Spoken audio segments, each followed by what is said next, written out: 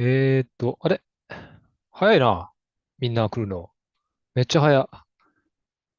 めっちゃ、めっちゃ早いですね。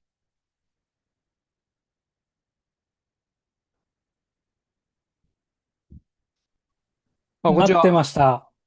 早くないですか？待ってました。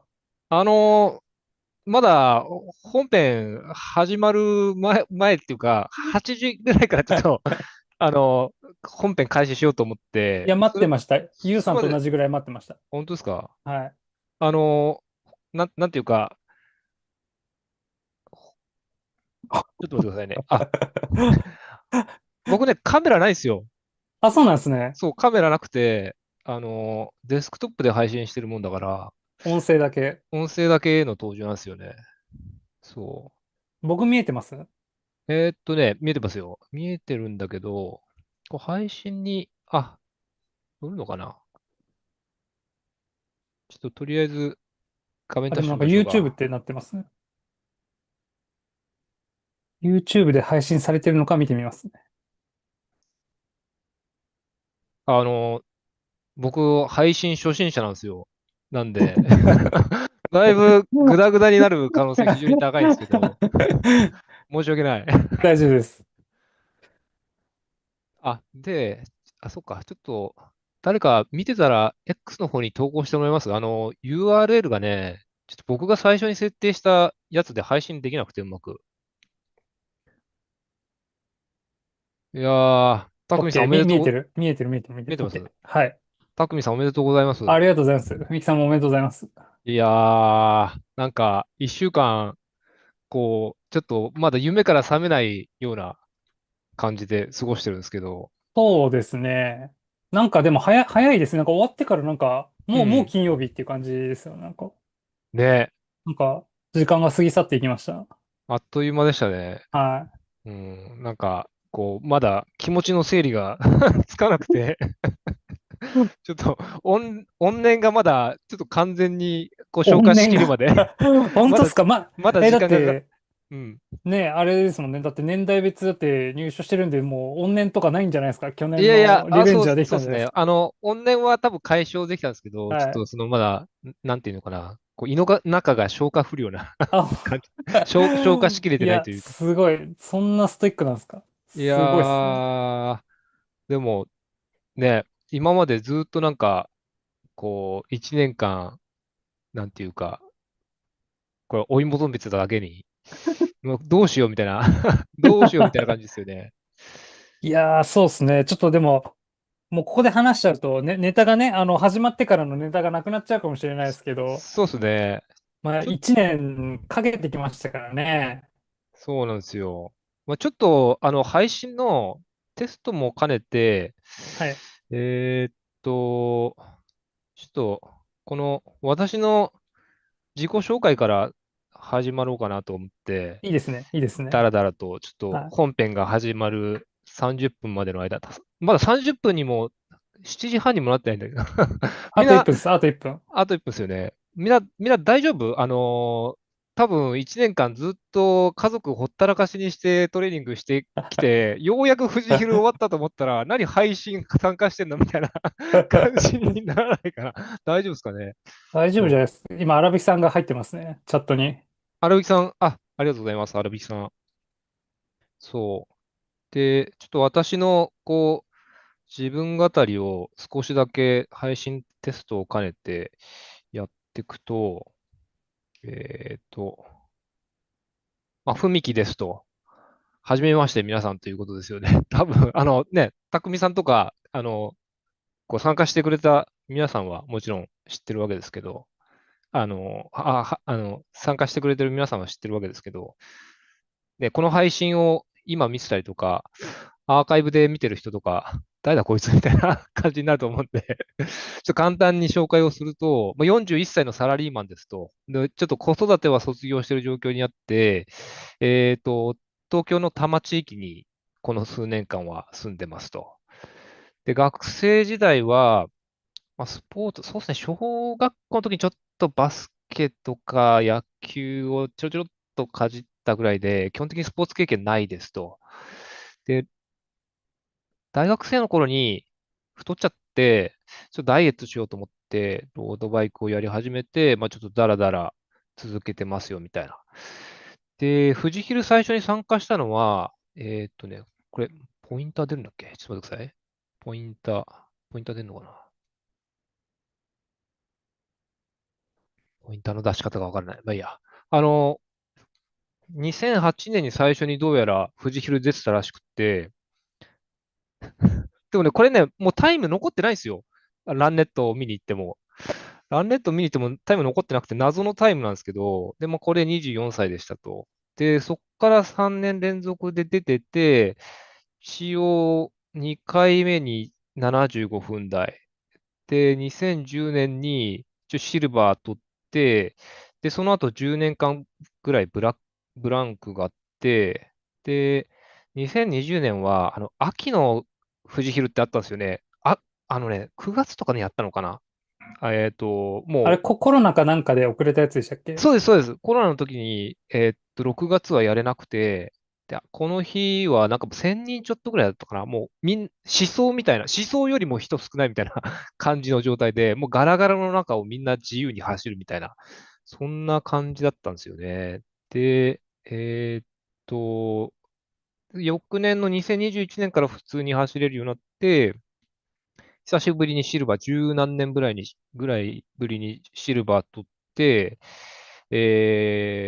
翌年70分切ってきてみたいな感じになったんですけど、なんかね、2023年急になんか走れなくなったんですよね。シルバーも取れなくて。で、結構2023年ってゴールドを達成した人、割と多かったじゃないですか。多かったですね。伊野尾風さんとか最がちょうどよかったですよね。強さんとか、結構取ってたりとかうん。して、で、そんな中で全然こう箸にも棒にもかからない状態になっちゃって、すげえこの頃なんか、もやもやしてたんですよね。で、この年7月に鳥海山のヤシマカップっていうのがあって、で、それでなんか東北のヒルクライマーとちょっと交流する中で少しこう楽しくなってきて、よし、もう一回頑張ろうみたいな感じになって、翌年、ちょっと頑張ってゴールド目指したんですけど、で、ゴールドを逃すと、13秒足りなかったということで、見事に、スバルラインの怨念の、怨霊の一人になってしまったと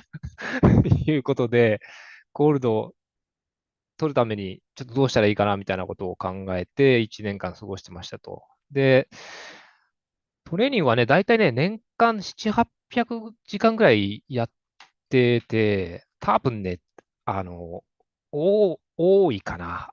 もっと短くやって効率的に取ってる人の方が多分多いんじゃないかなと思うので、この辺の時間もう少し圧縮できるといいな、みたいなことは思ってます。で、体重が61キロとか、富士ヒル当日は61キロちょうどぐらいでしたね。で、冬とか64キロとかになって、で、FTP は低い、冬の時とか270ぐらいで、多分、先週、富士ヒルの時とか290ワットぐらいで、4.2倍から4.8倍ぐらいはだいたい1年間うろうろしてますよ、みたいな。そんな感じですね。で、ただね、一つなんか特徴が、富士ヒルでどうもそんなにパワー落ちないっぽいんですよね。それだけちょっと得してるかなっていう感じでしたと。で、一応、この間、63分37で、富士ヒルなんとかゴールド達成ということになりましたと。はい。年代別3位ということで、おまけ付きということでね。もうこれね、M 松さんと新次さん顔隠してるんですけど、ホームページ行けば載ってるってあんまり意味ないですよね、これね。顔隠してても。はい。さなくても一応見て、よかったかもしれないですね。うん。うん、もうあんま関係ない。で、とりあえず多分みんな、自転車の機材の話とか大好きだと思うんで、その話をすると、ドグマの F12 のディスクに、あれ、これ去年からかな。去年、1年半ぐらい乗ってますと、50サイズで、僕身長171センチとかなんですけど、50サイズ、ちょっと小さめ乗ってて、サイプラさんでこれは新品じゃなくて、フレームサイズ重視っていうことで選びましたと。で、コンポとかもシマノの普通のデュラエースですね。なんか、結構ね、富士ヒルの人だとスプロケ特殊なの使ったりとか、あとはなんだっけ、リアディレイラーの、なんて言うんでしたっけ、長いやつ。リアディレイラーの長いやつなんだっけ。ビッグブリとかですビッか？グブリ、そうそうそう、ビッグブリとかは使ってなくて、なんか結構みんなビッグブリ、氷に吸い込まれてバキバキになってる人とか見てると、ちょっと僕はやめとこうかなっていう感じですね。で、唯一なんかちょっと面白い機材としては、ホイールがスコープっていうオランダの会社のアーテック2っていうのがあって、なんかちょっとね、これ出るかな。あの、ザラザラの鱗みたいな表面になってるホイールがあるんですよね。ディンプで、ル加工みたいなやつですかね。そうです、そうでジす。ップの。ジップのディンプル加工みたいな感じですね。うんうん。魚の鱗の模様みたいなやつホイールがあって、で、これがね、結構軽くて、965グラムとかなんですよ。交渉重量が。実際測ると990ぐらいだったかな。そう。で、さらにこれ、バランスがめちゃくちゃ悪くて、普通にそのまま走ると、ホイールバランス悪すぎて、グワングワングワングワンするんですよ。で、走ってて非常に気持ちよくなくて、まあ私はあんまりおすすめはしません。高い割にあんまりおい大丈夫かみたいな感じの走行感なんで。なので、ウェイトを貼り付けて少しバランスを自分で調整しちゃいました。なので、結局重さは 1000g ちょうどぐらいになっちゃったんじゃないかなっていう感じですね。なんかね、これテンションとかじゃないですか？これね、うん。でもテンションとかなのかな。テンション調整すればうまく走るようになるのかな。もしかしたらちょっとわかんないです。うまく走るようになるのかもしれないですね。で、なんかえっとね、スカルマロイっていう、3D プリンターで作ってるんですよね、ハブを。3D プリンターで作ったハブを、カーボンスポークでつないで、で、この鱗のリムにつなげてるみたいな、そういう構造ですと。内幅いくつだったかな、もうちょっと忘れちゃいましたけど、そんなに広くないはずですね。これ1個、幅広のタイプと、幅が狭いタイプがあって、幅が狭い軽い方を使ってますね。はい。そう。で、重さ的にはちょっと、大丈夫かって不安になるんですけど、これ作ってる国がオランダっていうことで、巨漢の国オランダが作ってるから、まあ、大丈夫じゃねえかなっていう期待でこれにしましたと。で、まあ、ちょっと本当はね、ちくわとかアライズのホイールが使ってみたいなと思ったんですけど、納期がすげえかかる状況になり始めてたんで、ちょっと諦めてスコープの方に行っちゃいましたという感じですね。で、ちなみに、もしスコープの公式サイトから通販する人がいるとしたら、一個気をつけてほしいのが、これ、シマノとシマノマイクロスプラインっていうのが選べるんですよ。で、ちょっと待って、消しちゃったな。ちょっと待ってくださいね。これね、ホイールを選択するときに、シマノとシマノマイクロスプラインっていうのあるんですよ。で、なんか、スプラインだから、シマノのマイクロスプライン選べばいいのかなと思って、これ最初買ったんですよ。そしたら、マウンテン用の規格のマイクロスプラインだったんですよね。でつかないとスプロケットがということになって、慌てて追加料金を払って、シマノのやつの方を送り直してもらったということがあるので、皆さん、このシマノとシマノマイクロスプライン全然違うんで、もし買うときは必ず、ロードの場合はですね、シマノを選ぶようにしましょうという失敗談でした。はい。で、ホイールはそんな感じで、えーっと、そう、タイヤはミシュランのパワーカップ 25C を使ってビットリアのラテックスにしてます。かなり、なんて言うんでしょうね。最近はあんまり使われないですかね。ガチのクリンチャーですね。みんなチューブレスとか、TPU とか、それから、なんだっけ、幕張とか使って軽くしてる人が多いと思うんですけど、ビットリアのラテックスって75グラムぐらいあって、普通のブチルと同じぐらいの重さなんですけど、走行抵抗がどうも少ないという噂を聞きつけて、この組み合わせでやってますと。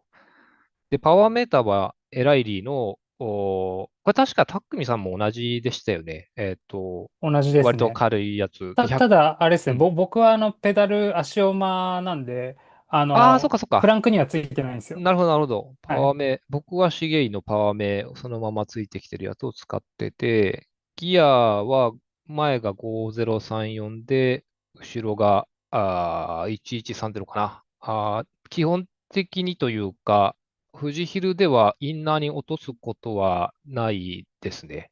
うん。試走の時とかも含めて、一度もインナーに落とすことなく50で走ります。まあ、もしかしたら、インナーに落としちゃった方がいいタイミングがあるのかもしれないですけど、ちょっとチェーン落ちが怖くて、そのまま、だったら、インナー外せよ、フロントディレイヤー外せよって話なんですけど、なんかそれも怖くてチェーンキャッチャー代わりに両方ともつけてますみたいな感じですね。で、重さ測ると大体6.5キロとかそれぐらいっていう感じです。ね、これ写真に写ってないですけど、あの、ガーミンは、すごい軽いやつを使ってますね。130J だったかな。はい。普段はもっと大きいやつ使ってるんですけど、富士ヒルでヒルクライムやるときは、すごいちっちゃくて軽いやつを使ってますと。で、富士フィルのホイールの選び方って結構みんないろいろ考え方があると思うんですけど、選抜で逃げたりとか、一人で走り切るとかっていう場合だったら、多分ディープなホイールの方がいいと思うんですけど、まあ、僕は年別で集団走をする前提なので、先頭に出た時の空力がどうこうっていうよりも、もう中切れ対策ですね、とにかく。インターバル体制、僕、まあ、ちょっと後ほどその話になるんですけど、インターバル体制低いので、中切りでそのままさようならみたいなことになることをとにかく、あの、重視して、軽めのホイールっていう感じで、機材を選んでますという感じです。で、まあ、それ以外だと、一応 TT もちょっとやったりとか、リムブレーキのロードバイクとかもあって、なんか、そうだな、短い時間でガンと登るタイプの、ヒルクライムの時とかは、この右側のリムブレーキの、カチカチのホイールがついてるんですけども、これに乗って出たりとかしますと。春ヒルとかはこっちの右側で出たのかな。そうですね。はい。で、あとはトレーニングの話なんですけども、トレーニングは、今年ちょっとインターバル数を、始めて、課金をして、振り返りもしてみましたと。で、もう分かったのが、めちゃくちゃ強度低かったな、今までっていう。これ左側が去年の10、一昨年の11月から去年の富士ヒルまでの、まあ、約半年間ぐらい。ゾーンがね、Z1 で66%ぐらい入っちゃってるんですよ。もう強度低すぎたなと思って、トレーニングのことがよく分かってなかったですよね、明らかに。で、まあ、今年はちょっと Z2 とか Z3、Z4 とかも増やして、Z3 とかちょっと G ちっちゃいと思うんですけども、Z3 が去年の半年、昨シーズンの半年で31時間ぐらいあったのが、まあ、Z3 倍になってます、今シーズンみたいな感じが大きな違いですかね。うん。なので、乗ってる時間としては、去年の半年だと500時間ぐらいなんですけど、今シーズン450時間ぐらいで、時間としては減ってるんだけども、負荷っていうことで言うと、1.2倍ぐらい負荷増えてるのかな、多分。っていう感じです。あと、ちょくちょくなんか、人類として弱くなりそうだったんで、去年ランニングしてたんですけど、まあ、申し訳程度ですね、もともと15時間ぐらいだったんですが、今年全然ランニングしなくなりましたっていう、うん、そんな、そんなトレーニングですね。で、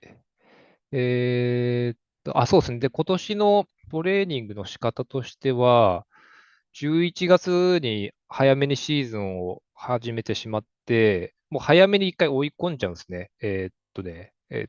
1月に入ったぐらいで、もう、一回、なんていうんでしょう、CTL か。CTL じゃない。CTL じゃなくて、ファティーグ。まあ、疲れの度合いがもう赤に入るまで一回こうやりきっちゃって、1月中とかに。で、そうするとちょっと弱まって、で、CTL ももう踏めなくなって、ちょっとじわっと下がってって、2月ぐらいはもう回復1回して、で、3月ぐらいからまたちょっとボリュームを稼いでってみたいな感じですね。で、テーマとしては11月 Z1 で基本的なところを始めて、12月から Z2 増やしていって、3月が Z3 とか Z4 で走る、峠 TT とかもするみたいな。で、4月入ってくると、もう本番に向けたトレーニングみたいな感じで、20分の TT とか、40分の TT とか、あとゴルビーで少しこう VO2max 叩いてみたいなことをしていって、で、5月はもうほぼ富士ヒル思想とか、あと春ヒルが1日あったりとかっていう感じですね。で、荒引さんが来た。で、えっちょっとポイントかなと思ったのは、去年ね、ゴールデンウィークめっちゃ乗り込んだんですよ。そしたらすげえ疲れて6月迎えちゃったんで、これあんま良くないなと思って、で、多分いろんな人がゴールデンウィーク時間があるからって急にトレーニングすると、富士ヒル当日でえらいことになるよみたいなこと言って言ってて、案の定それにはまってしまったので、じゃあゴールデンウィークあんまこう、慣れないことをするのはやめようと思って、割と普段通り過ごして、これが2つ目の赤丸のあたりですね。で、なんとかそんなに、えらいことにならずに、5月いっぱいは今までトレーニングした分を、まあ、富士ヒルにこう最適化する作業みたいな感じですかね。ほぼ毎週富士ヒル思想行ってみたいな感じでしたと。私、富士ヒルの北陸公園までね、ガチャッと家出て車乗ってから1時間15分ぐらいで着くんですよ。まあこれを最大限のアドバンテージを生かして、富士ヒルの思想に毎週行ってました、ほぼという感じですね、5月ね。で、月で分けると、まあ、こんな感じっすね。11月がもう本当にベースから入って、12月でちょっと Z2 が増えてきて、1月、2月ぐらいで Z3 が、Z4 が割と増えてきてみたいな感じですと。で、もう、Z6、Z7 は全然やってないどころか、まあ、Z5 もあんまり多くないっていう感じですね。もう、とにかく富士ヒル年代別のゴールドにも、目的を絞って、選抜とかね、各ヒルクライムのトップレベルをもう走るということは捨てて、この辺の領域をちょっと集中的にやってましたっていう感じです。はい。で、重視したワークアウトは、まあ、SST とかゴルビとかね、みんな普通にやると思うんで、この辺は週に、SST はだいたい2回ぐらいやってたのかな。で、ゴルビもゴルビーがそれに置き換わったり置き換わらなかったりみたいな感じでやってたと思いますね。ゴルビーが週1とか2週間に1回とかそれぐらいの頻度だったかな。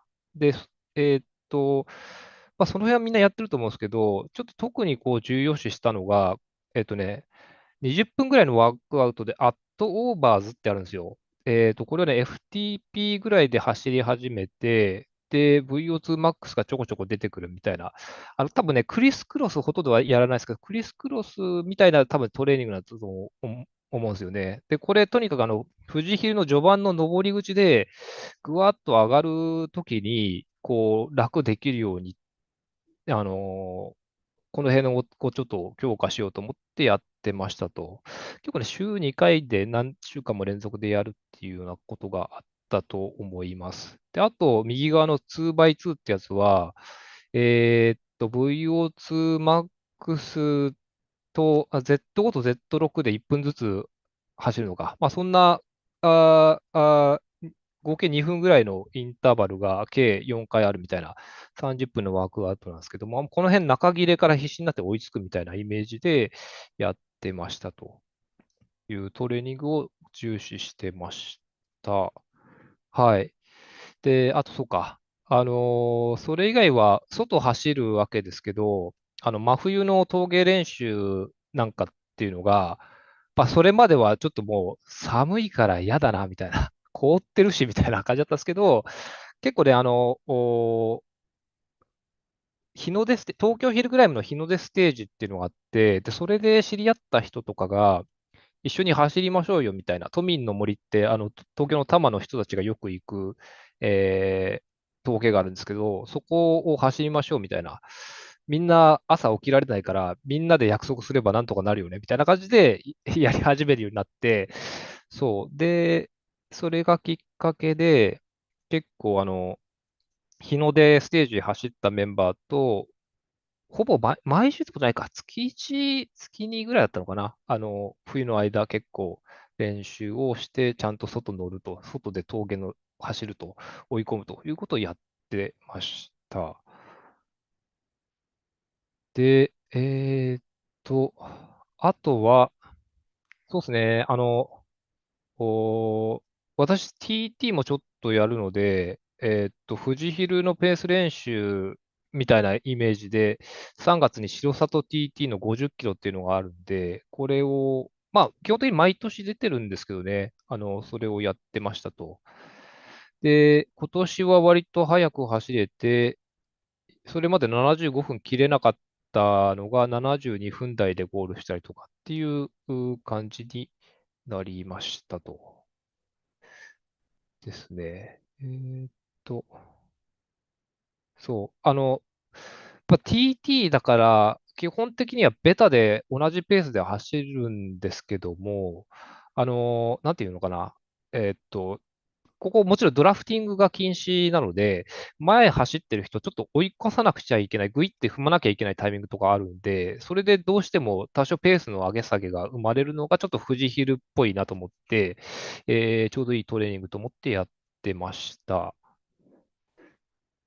で、まあ、富士ヒルで実際どんな感じで仕上がったかっていうと、去年よりもね、体重3キロぐらい重かったですと。で、その分パワーもね、30ワットぐらい、FTP も30ワットぐらい増されて、去年4.2倍ぐらいで走り切ったところが、富士ヒルですね。富士ヒル今年は4.5ワット、4.5倍、ぐらいの、パワーウェイトレシオで走れましたという感じでした。まあ、体重増えてダメになる人、体重減りながらパワーも上がっていく人とかっていろいろいると思うんですけど、私はちょっと今年は体重多め、パワーその分戻してみたいな感じで、なんとかなりましたっていうことですね。で、食事は、筋肉ブロガーのユウさんも MFP 使ってるっていうことは分かったんですけど、なんだっけな、MFP って、マイフィットネスパルとかだったと思うんですけど、そういうなんかアプリがあって、ガーミンと連携してるんですよね。で、そのアプリで食事を、まあ、記録していって、まあ、これいいのは、運動したら運動した分だけ消費カロリーとか、あと、タンパク質もっと取ってくださいみたいなことが出てくるので、まあ、それで追っかけながら、もっと食った方がいいかなとか、これぐらいにしとこうかなみたいなコントロールをしてましたと。で、そうですね、なんかいろいろ書いてあるな。で、去年の失敗は、まあ、炭水化物少なくして、脂質も少なくして、タンパク質たくさん食ってたら、とにかくタンパク質だけ食ってりゃなんとかなるだろうって思ってたんですけど、まあ、全然そんなことはなくて、炭水化物取らなかったんで、練習強度も低くなるし、本番のパワーも低下するってもう非常に当たり前すぎる結論になって、あ、これダメなんだっていうことに気づいたみたいな感じでした。で、もうこの時40歳ぐらいになってたんですけどね、だいぶアホですね。で、今年は、まあ、反省を生かして、まあ、タンパク質はね、MFP の基準が未達だったとしても、いいというふうに割り切っちゃって、で、その分ちょっと炭水化物をね、ちゃんと走る前とか走ってる間とかに取っていきましょうという感じにしました。で、カロリー全体として3月ぐらいまでそんなに気にしてなくて、で、4月以降からちょっと揚げ物封印とかっていう感じで管理してきましたという感じです。で、炭水化物は基本的に米、ライスオンと。で、たまにパスタ食ったりとかですね。で、パンはめったに食べなかったと思います。で、タンパク質何から取ってたかっていうことで言うと、平日、鶏胸肉とかささみ肉とか、で、あと魚ですね。魚が多かったですね。ブリ、鮭、タラとかで、タンパク質を取ってました。まあ、サプリとかはこの頃基本的に取ってなかったですね。全部、食べ物から取ってました。で、休みの日とかは、豚、牛、羊とかも食ってましたっていう感じでした。で、まあ私はまあ何のために走るかって、こう、うまいもの食べてうまい酒を飲むのが良かったんで、まあ、もうレース前日、遠征行った先で、どこでも焼肉ビールだったんですよ。もう焼肉ビール前日食って飲んで、で、レース頑張るぞみたいな感じでやってたんですけど、まあ、今年はちょっとそれをやめてみましたと。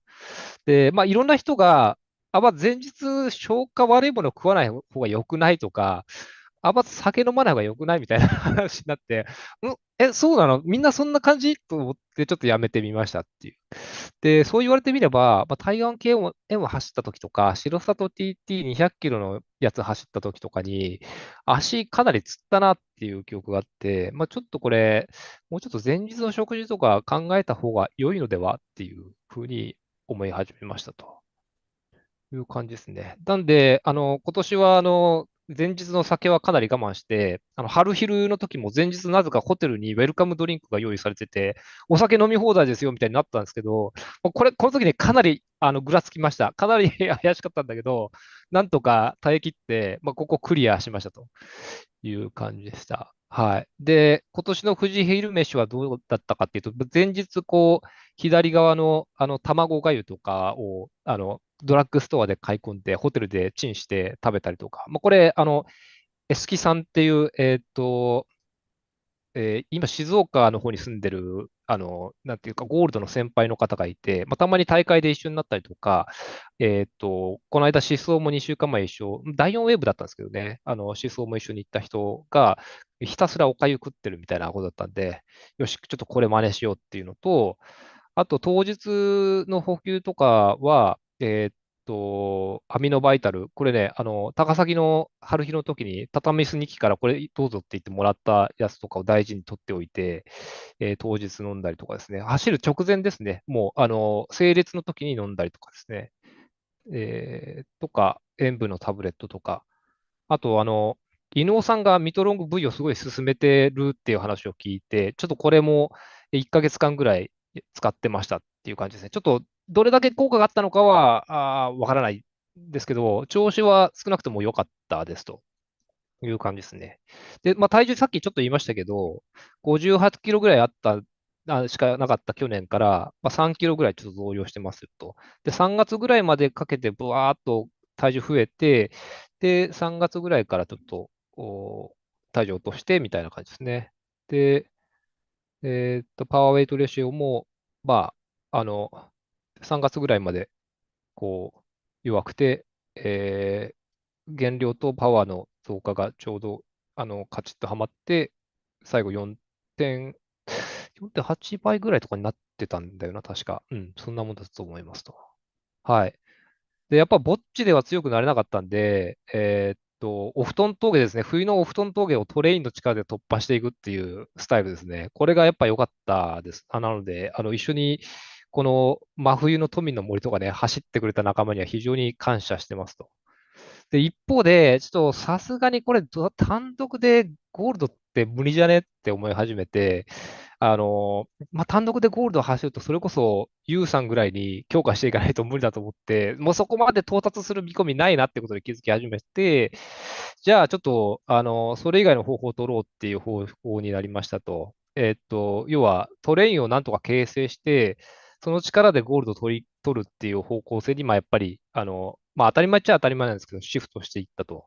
で、ただ、なんか、ゴールドを一緒に取りませんとか、誰だお前みたいなやつがのこのこやってきても、ちょっと誰も乗ってこないだろうなと思ったんで、ちょっとちょっと表彰台とかにこだわろうっていうことで、東京ヒルクライムの日の出ステージとか、あとツールド八ヶ岳ですね。これね、結構、なんていうんでしょう、格式のある大会だったんですけど、今年のツールド八ヶ岳4月で雪上の方降ってて、ハーフコースになって、ガリガリのヒルクライマーたちがみんなやられてしまったんですよね。で、この頃私ちょうど皮下脂肪をたっぷり蓄えていたのでなんとか3位に滑り込んで、ビッグイベントの3位になったみたいな面をすることができたみたいな感じですね。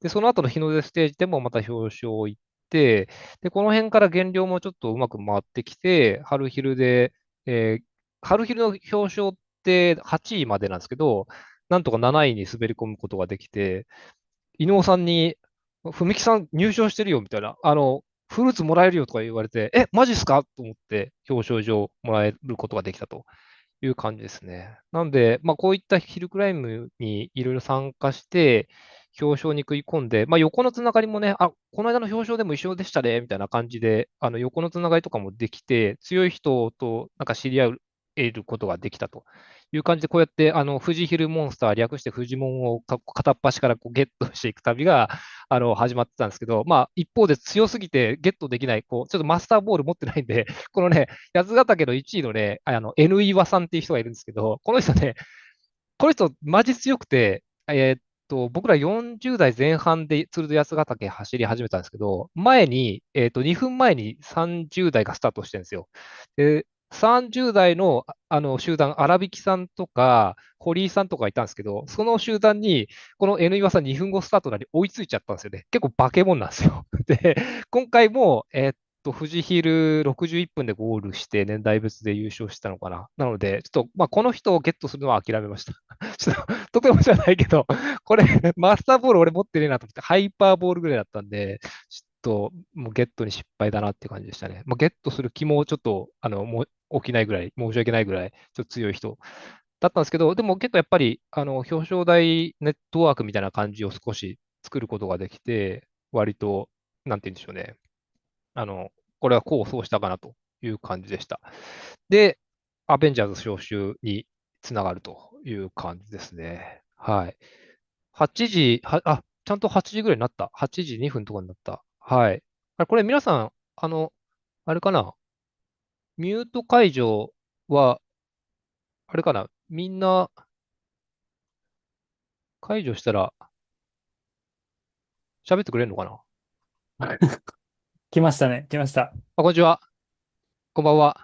すいませんね、こん金曜日のばんは。夜に、皆さん。いや、みんな大丈夫だと思います。来てるとか。ありがとうございます。そこそこか。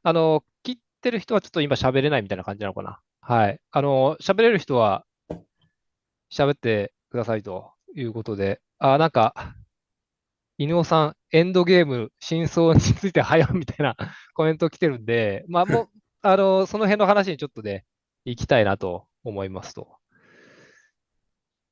で、富士ヒルアベンジャーズ編ですね。先ほどまでが、自己紹介編だったわけですけど、この辺から、富士ヒルアベンジャーズ2025、集団崩壊と復帰の真相に迫るっていうことで、ちょっとこの辺のね、話をしていきたいと思うんですけども、まずね、そもそも富士ヒルアベンジャーズ自体が何なんですかみたいな方も、多分ライブ見てる人も、アーカイブで見る人もいっぱいいると思うんで、ちょっとその辺のおさらいをしたいと思うんですけど、ですね、そもそも富士ヒルアベンジャーズ2025とは何ぞやということで、あとわずかで富士ヒルゴールドに至らなかった怨念の結晶ですということですね。はい。あの日65分台で散った怨念たち、これ下のやつがそうですね。これ左端が和尚さんかな。右、この、その一個隣が、これ、新次さん。で、これ、匠さんですね。チーンってなってますね。もう痛々しい。はい。死んでますね。皆さんぜひ動画を、見てるか。このライブに来てくださった人はみんな見てると思うんですけど、この時って65分7秒とかそれぐらいでしたっけ？ 8秒ですね。8 秒08秒。08秒。もう取ったことでいいだろうみたいな感じですよね。ふみきさんと毎日 うん。SST さんはちゃんとしっかり映ってるんですよね、最後。そうそうそう、最後だけ、本当に、そう、本そうそうそ当に最後だけ映ってんだよね。う。しかもだから、僕が確か去年出れないですって言った時、うん。いいですよ、出ますよって言ったの多分毎日 SST さんだと思うんですよ。そうでしたっけ？うん、そうあ、かもしれない。かもしれないですね。ああ、うそうか。ん。だから僕らは、ゲリラ豪雨の2人とか、タックミンさんとかがうんうん。前で弾いてくれてる中で、SST さんと、この人ずっといるな、みたいな感じになって、でも前出れないよね、みたいな。しんどすぎて前出れないよね、みたいな。この位置が精一杯だよ、みたいな感じで、でも最後の最後に、ちょろっとだけ出て、ちょっとすいません、みたいな。そうですね。ずっと月1でしたからずね。ーっと月1で、うんまあ、この前出れない経験もやっぱね、ちょっと悔しかった。前まで出て、こう、65分になれなかったっていうところもあったんで、まあ、ちょっとその辺の怨念も結構、後押ししてかったかなって感じですね。あと、N 村さんとかですね、この赤のジャージの。で、右端が隼人さんですね。これだけ思想の時の写真しか見つからなくて、そうですね。ニコニコなんですけど、これ相当もう王様から立ち上がったところで、割とヒーヒーみたいな感じだったんですけど、この写真見て、この人余裕あんじゃんと思って、いけるんだなと思って、そう、これ2週間前の思想だったかな、確か。そうですね。あの時ちょっとだから元気、生きっちゃって元気だったっていう印象を与えちゃったから、中枢に組み込まれてしまって、ちょっと頭を抱えてたっていうのは、どうしても僕が弱いなと思ってたんで。そう、でも正直、僕、なんていうのかな、あれ、これって、この時の2024年の時のトレインの中には、隼人さんいたんでしたっけ？いや、僕は全然違うトレインで、ああ、そっあの、かそっか。鈴なり妖怪、木うん。下そっかそっか。そっあれ、ちだ。大学さんとかと一緒だったんですかね、確か。そうですそうですよね。あね。そこのグループで回し合ってて、はいはい。で、まあ、大沢崩れを起こして散ってった感じですね。そっかそっか。だからトッシーさんとかも合流してくれたんですよね、この後ね。そうですそね。う。まあそんな感じで、ちょっとそのアベンジャーズっていうのは65分台で散っていった人たちのもう怨念の結晶ですということで、じゃあどうやってその怨念を寄せ集めていったかっていう作業なんですけど、SNS とかで呼びかけたりとかして、で、それだけじゃなくて、こういう趣旨でやりたいと思ってますみたいな、こう、なんていうのかな、説明のサイトみたいなのをちょっと準備して、呼び込んで、で、それに加えて、一人一人どういう人が加わってくれてますよみたいなことも、ポケモン図鑑的にちょっとフジモン図鑑を作って、毎日 SST さんとかいますよとかいうのを、準備してったっていう感じですね。そう。で、本人のプロフィールだけじゃなくて、後ろ姿もちゃんと入れた方がいいかなと思って、後ろ姿をちょっと必ずつけるようにしてましたと。はい。で、結果的に誰が集まったかっていうことなんですけど、まあ、計26人のフジモンたち集結しましたっていうことなんですよね。で、内訳見ると、富士ヒル65分台で散った怨念が7名、で、ゴールド経験者が7名で、その中に、八ヶ岳の年代別の優勝が2人とか、それ以外も、ヒルクラの入賞が結構多数いたりとかっていう感じでしたね。で、それ以外のメンバーも基本的にほとんどの人が70分は切ってるみたいな感じでしたと。ただね、今回、集まった中で1名だけね、どうしてもちょっと仕事が厳しくて、体調崩してしまって TNS っていう方がいたので、まあ、その人はちょっと来年のアベンジャーズかなという感じですね。はい。で、そう、最後の最後、もうスタートラインに並んだ時に最強のくじ本来たんですよね。で、あの、それは筋肉ブロガーのユウさんっていう方なんですけど、あれ、なんかユウさん、マイクオンにできない感じですか、今？いや、質問が来れば答えてくれるって言ってあ、ました。本当ですか？うん。そう、すぐに、そう、この時って、M 松さんと荒引さんが加わってくれてたのが、もうちょっとこの2人がいるんだったら、もう先行ってもらった方がいいよねっていう話になって、で、その2人が会うと、で、なんか、このユウさんっていう人がいますみたいなことで紹介してもらって、でも本当スタートラインに並ぶ直前ぐらいで、あの来てくれたみたいな感じだったんですね。ゲットしてしまったと。最強のフジモンが。で、驚いたのは、ユウさんが、スタート地点でどこですかってどこからスタートですかみたいなこと言ってて、マジでと思ったんですけど一回去年出て、みたいな感じだったはずなんですよね、確かね。そ合っう。で、てます。そうですよね。うん。それで、そして、まあ、結果的に63分31秒台で、堂々の年代別5位でゴールだったんですけど、後から聞いたら、後っていうか、昨日の、なんか、アップされたブログ見たら、FTP5.56 倍とかっていう、いやいやいや、もう Z さんぐらいで走ってただろ、あの日、みたいな感じの、足あり余って多分ゴールしてたな、みたいな、えらいことになりましたよね。そ心拍169アベだったらしいです。う。169アベうん。181回もいかんかったですね。そうなんだ。結構余裕でしたかあのトレインは。まあ、ちょっと失礼ですけど、全然めちゃめちゃ良いです。息一つ乱れなかそらったです。そうだよ。そらそうだよ。と多分んでもねえな。多分毎日 SST さんぐらいがわかんじゃない？多分僕、マジで、一個も乱れないはずですよ。うん。乱れてなかったですね。うん。後ろから見てても、体が全然揺れないですよね。うん。なんかまあまあ、後でブログでも書くんですけど、やっぱ、ぶっちゃけローラーの方がきつかったです。そう、多分、あともう一回、そのまま富士ヒルゴールド取れるなっていう単独でみたいな、そんな感じの余裕だったですもんね。まあでも一人では抜け出せない。これも書くんですけど、集団がいなければダメ。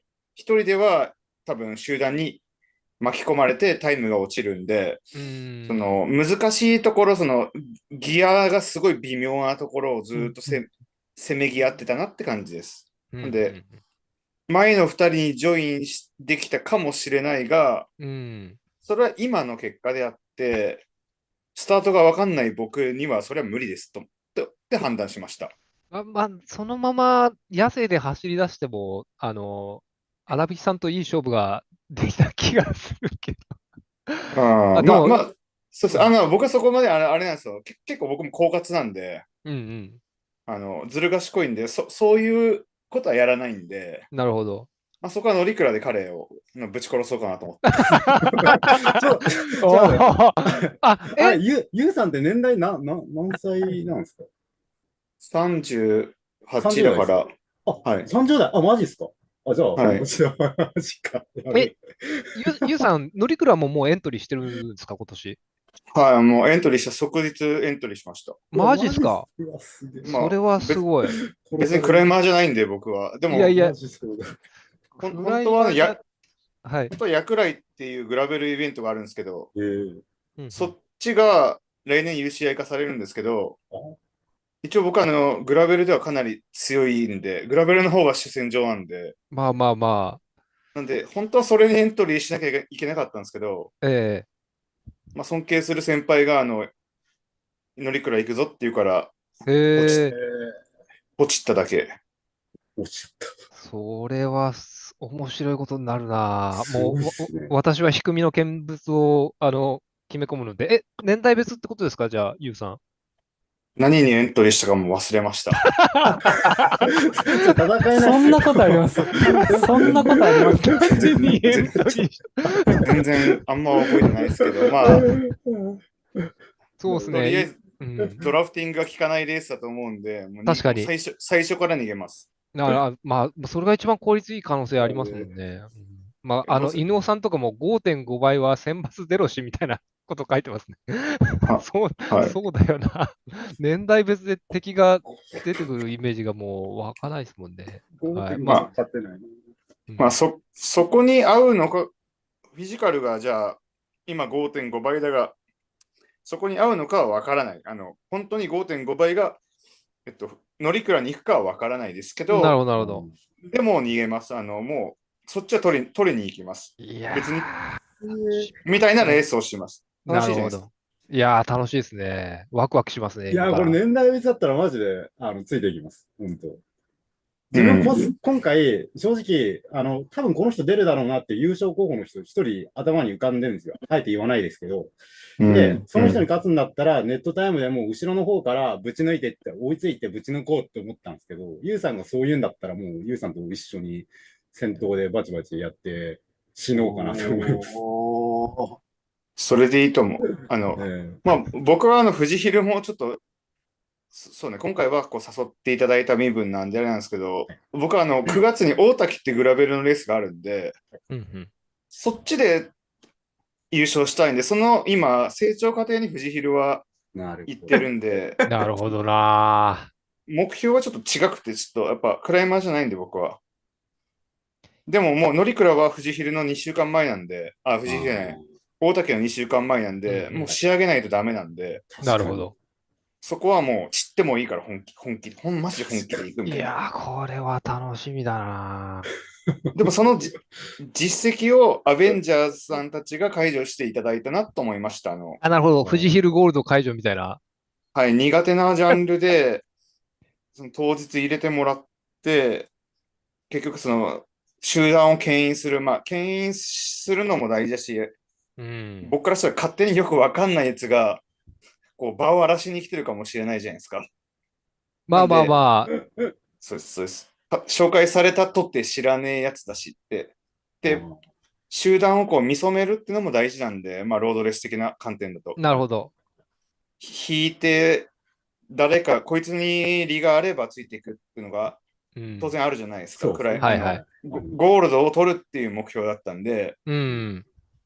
そう、同じ目標できちんと自分の言うことを聞いてくれる走りをしたら文句が言わないんじゃないのかなって僕は考えたんですよ。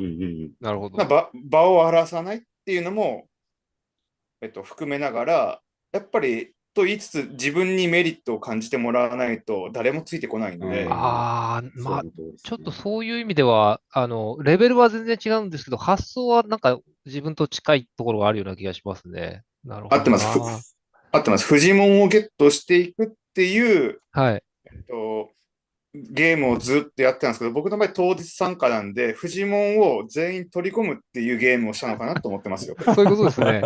最後。そうです。そうです。アプローチが多分真逆なだけで、なるほど、なるほど。まあでも、やろうとしていたことは多分共通してる感じですね。全く一緒なはずです。感覚的には15分ぐらいでも集団は全員とゲットしたと思ってます。なるほど。なるほどな。なんで毎日 SST さんにずっとやめろって言ったのは、そういうことです。やめろ。怖かったもの結な。構突っ込んでましたもんね、ちゃんと。いや、強かった。多分一番走りは強かったと思います。でも最初の5分の引きがうまかったです。ああ、まあ、そう言っていただけると、はい、やった甲斐がありましたね。はい、で、まあちょっと、真後ろについたんで。でもあとは、はい、どうぞ。そうそう、そうか、それで、まあ、集まったフジモンたちでちょっと思想とかに行くわけですけど、正直ね、あんまり思想でいいタイムは出てなかった。一番良かった時で1週間前の64分30秒ぐらいかな。これは、料金所からスタートした状態なんで、まあ、単純に2分ぐらいプラスしちゃうと、まあ、全然到達してないみたいな感じになっちゃってたんで、まあ、ちょっとね、これは本当大丈夫かなみたいな不安は正直ありました。で、トレインの計画としては、あの、当初の計画としては、年代別で入賞してくるとか、63分30秒ぐらい狙ってる人を前に寄せて、まあ、具体的にはこの時点では荒引さんとか、森本さんとか、毎日 SST さんとか、あと、過去ゴールド取ってる F 崎さんとか、まあ、この辺に最初一緒に走って、で、その後、ちょうどゴールドとか、まあ、それぐらいのレベルの人で回していくみたいなイメージだったですと。で、ちょっと当落線上ギリギリにある人は申し訳ないけど、ちょっと月1の方に、行ってもらって、で、みんなでなんとか途中で分離したとしても、ゴールドそれぞれが取り切るみたいなイメージで言いましたと。で、とにかく最初にペース作らないとよくわからなくなっちゃうんで、集団が暴れちゃうと思うんで、一旦私がとにかく最初に5分間4.8倍で、引くというふうにちょっと言い切って、やりましたという感じでした。そうで、荒引さんが一人だったら途中まで一緒に走ってもらうメリットあるなと思えたんですけど、途中で M 松さんが入ってきたんで、これね、もう、荒引さんと二人で出ちゃった方が、荒引さん側のもうメリットがほぼなくなっちゃうので、一緒に走ってもらったとしても。なので、もうちょっとこれは笑顔で最初から送り出すっていう選択をしましたと。で、まあ、代わりにその後、ユウさんが入ってきたっていう感じですね。で、実際それでどうだったのかっていうことなんですけど、まあ、案の定、荒引さんと M マスさんがスタート地点から発射していて、スタート地点がこの辺ですね。右上の部分。で、まあ、そのまま各自がちゃんとこう、年代別それぞれ優勝してったっていう感じでしたと。で、ちなみにはメイン集団ってなると、もうのっけから実は大崩壊してましたと。4、5人が突出したのは、私、ゆうさん、毎日 SST さん、はやとさん、で、タックミンは後ろだったと思うんだよな。あと、トッシーさんとかもいて、みたいな感じだったはずです。でも、4、5人が突出しちゃって、で、他はバラバラになっちゃって分散しちゃいましたと。でも、これでもうアベンジャーズエンドゲームです、みたいな。後ほどちょっと、フライバイでも確認するんですけど、1合目した駐車場ぐらいまではギリギリ多分繋がってたんだけど、その後、どんどんバラバラになっていきましたと。で、バラバラになった集団が、その後、S 田さんっていう人がいて、まあ、その方ちょっと SNS やってないんで、仮名ですけど、S 田さんが、男引きで、ちぎれたメンバーを片っ端から吸収してって、牽引してくれて、で、ここで、もうレース終わっちゃうっていうふうに、この S 田さんが判断して、もうとにかく前出て、メンバーをこうぐわーっと引いていって、で、樹海台駐車場の手前ぐらいですね。この上から2番目の横に伸びてる棒の、この辺ですね。それでようやく集団が1回合流して、斡旋棒となりましたと。で、そう。で、一回まとまった後に、また、大沢駐車場の手前あたりで、こう分離していくみたいなことになっていって、で、その後は63分トレインと64分トレインに、まあ、ゴールド終電ですね。これに分かれていったと。でね、見てみると、タックミンは、この63分トレインと64分トレインの間ぐらいに、あのいたので、多分一番苦しかったと思うんですよね。前に引ける人ももうほとんどいなかったしっていうことで、まあ、かなり苦しかった状況でしたと。で、まあ、これがゴールドの、まあ、終電64分トレインだったんですけど、その後、やっぱ65分超えちゃった人たちがいますと。で、そこの境目が誰だったかっていうと、まあ、トッシーさんっていう方がいて、トッシーさんが必死でこの終電にこう乗ろうとしてたんですけども、トッシーさんね、まあ、ゴールドもともと、3回かな、取ってる方なんですよ。ゴールド3回取ってて、しかも単に取ってるだけじゃなくて、他のメンバー牽引しながら取るって、まあ、ゴールドトレイン職人みたいな方なんで、なので、こう、中学のメンバーに入ってもらったんですけど、ちょっとね、今年どうしてもコンディション上げきれずにっていう感じだったんですよね。で、結果的には、今にして、思うと、月1メンバーに最初から入ってれば多分取れてたと思うんですけども、序盤のね、この4、5人が突出した時の、ペースをしっかりこう、トッシーさんも加わって作っていただいて、で、まあそこで果てたみたいな感じでした。まあでもその後もね、結局大沢のすぐ手前ぐらいまで、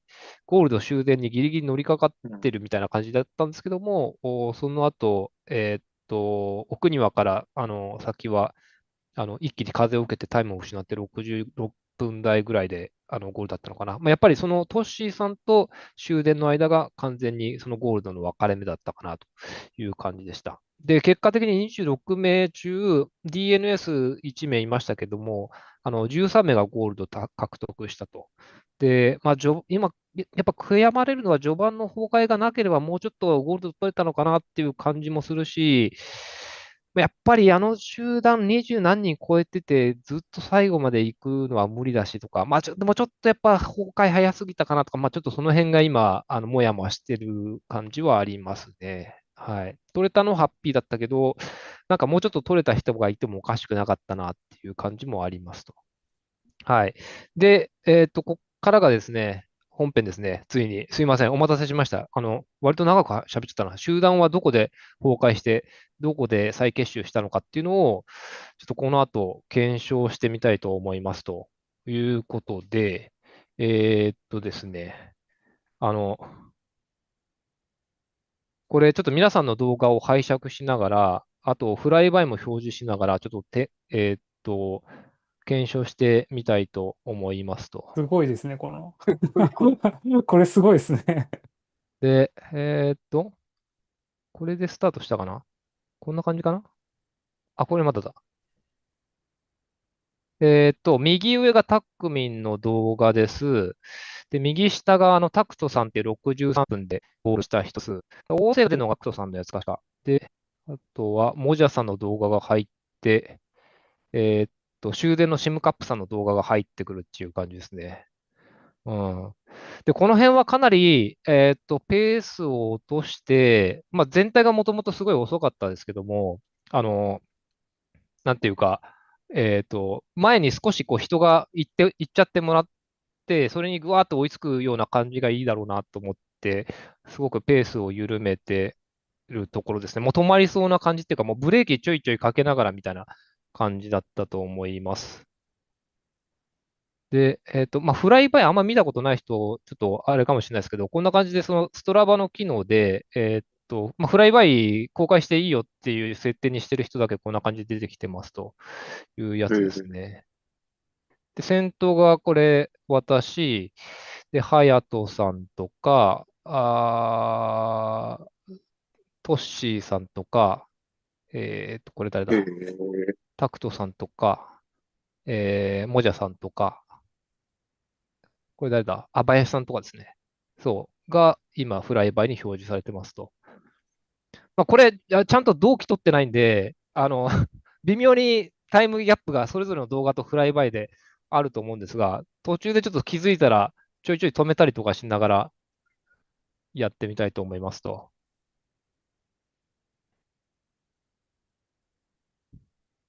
で、今これが体内交差点の手前ですね。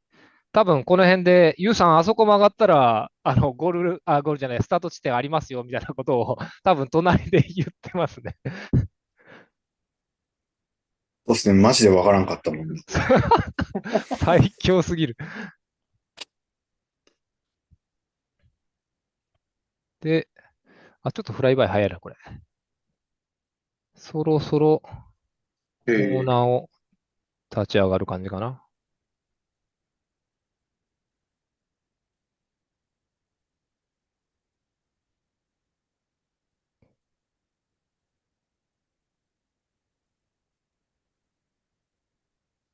もじゃさんがやりましょうって言ってる。で、ここ曲がったな。この辺からスタートだな。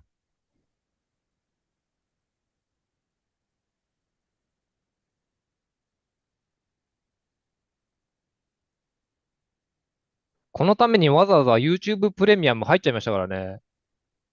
いや、やばいですね。この辺からスタートかな。よし、シムカップさんがこの辺からスタート。ちょっと早いか。この辺かな。うん。で、あと、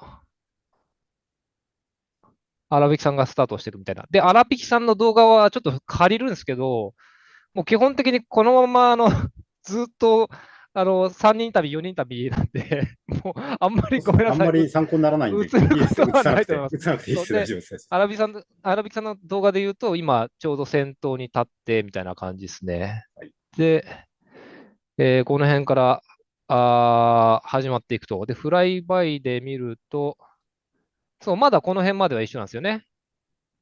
スタート地点、料金所、どこだ、料金所。料金所、この辺か。そう、料金所とかまでは大丈夫です。で、今、私が4.8倍と約束して走ってるところですと。で、問題は実際に本当に4.8倍だったのかっていう、ふみきさん5倍出てましたよ、さっきみたいなこととか、これ本当に4.8倍みたいな、4.8出てるみたいなことしょっちゅう言われたんで、ちょっとそこの釈明はね、今する必要があるなと思うんですよね。で、見ると、多分ね、これ最初、冒頭、そうですね、230秒平均で見て200まあちょっと300出てんな。300だとちょっともう5倍になっちゃってんだけどな。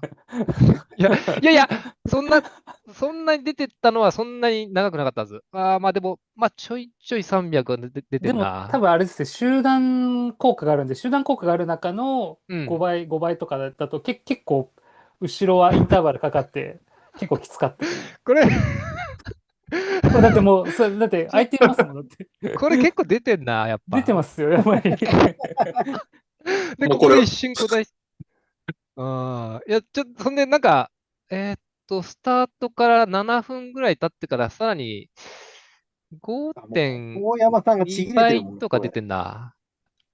ちょっとこれは、ごめんなさい。ちょっと、すいません。これは、あの、擁護しきれない可能性があるな。で、この辺で、ちょっと分離し始めるんですよね、やっぱりね。料金所過ぎた、ぐらいから、そうですね、先ここでもう高頭の、山さんが多分ちぎれてて、そう、多分、中切れ起こして高山て、さん、そう、これね、責任割合ね、私一人100じゃないんですよ。高山、高山さんもね、途中でね、ちょっはい。とね、切れてるはず。だから、そうですね、切れてましたね。役割分担、責任割合としては、まあ、私50、高山さん50ぐらいじゃないかなっていう説がありますけど、まあ、ちょっと今日高山さんいないんでね、ライブ参加してないので、まあ、高山さんが途切れさせたっていうことで、さっきの私のパワーの表示を忘れていただいて、でも半々なんですよね、半々なんです。そうこれこれでなんかブリッジアップしたト間を、レインだったんですよね。はい、そうですね、ブリッジかけてました。そうそう、赤い、そう、僕の目の前の人たちがブリッジかそうですよね。けてくれた。この右上のタックミンさんの画そうですね。面でいう、この2人の方ね、この後ね、フィットとかっていう、うん、そう、じゃあ、引っ張ってくれてたんですよね、割とね。そう。で、多分澤田さんとかも途中から、積極的にこの後続の左、後続アベンジャーの前にかなり引っ張ってくれてたっていう感じですね。で、右下のタクトさんは最後63分でゴールするんですけども、あとタクトさんと、やべ、モジャさんが全然進んでなかった。モジャさんとかが、一緒に走ってるんですけど、最後63分でゴールするんですけど、この時は後ろにいるんですよね。後ろの方の集団にいましたっていう感じなんですよ。そう。で、シムカップさんとかは、シムカップさん、この左下のゴールド最終電なんですけど、最終便なんですけど、あのね、シムカップさんはね、今シーズンめちゃくちゃ早かったんですけど、富士ヒルの時にどうもちょっと体調がバッチリは合わなくて、あんまりちょっと前に出れない状況にあったんですけど、ありましたという感じですね。で、ちょっと結果から言うと、このシムカップさんとあと森本さんっていう、まあ、八ヶ岳とかで、完全に私よりもはるかに早かった人、春ヒルとかでも、私よりもずっと前でゴールしてる人がいるんですけど、その人とシムカップさんが、まあ、ちょっとどうしても、富士ヒル当日はコンディションがバッチリ合わなかったっていう状況だったんですが、まあ、そんなこと言いながらもちゃんとゴールドは取り切ってるっていう感じのゴールド終電でしたということですね。で、シムカップさんあれなんですよね、僕の前だったんですけうん。ど、ああ、そなんか、うかそうか。料金所過ぎたあたりで一回ちょっとトレインから外れたんですよ。ああ、そうだったんで、だ。どうしたんだろうと思っうんうて、ん。大丈夫ですかって声かけて、うんうんはうん。いって言って、後ろ下がってったのが見えて、で、ちょっとこう前見つつ行ったら中切れしてたっていう。ああ、なるほど、なるほど。そうか、そうか。そうですね。多分、最初の並びだと、割と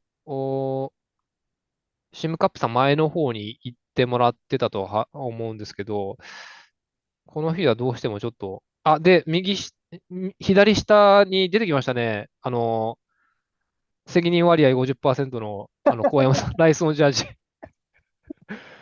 もう本人のなんだ、ために言うと、ね、高山さん、もともとゴールド取られてた、すごい強い人で、うんうんで、稲さんとかを中継して、高山さんが加わってくれたのかな。で、高山さんが連れてきてくれたメンバーもすごい、頼もしかったっていう感じなんですけど、どうしても今シーズンは、トライアスロンからの復帰がまだ完全に完了しきってなくて、ちょっと富士ヒルには間に合わなかったっていう感じになったんですけど、でも、それでも結局67分ぐらいでゴールしてたと思うんで、またもう1年、頑張れば全然ゴールドに多分戻ってくるだろうなっていう感じでしたと。で、右上の画面見るともう完全に前遠くの方に行っちゃってますよね。タックミの画面で見ると、これでね、どうだろうな。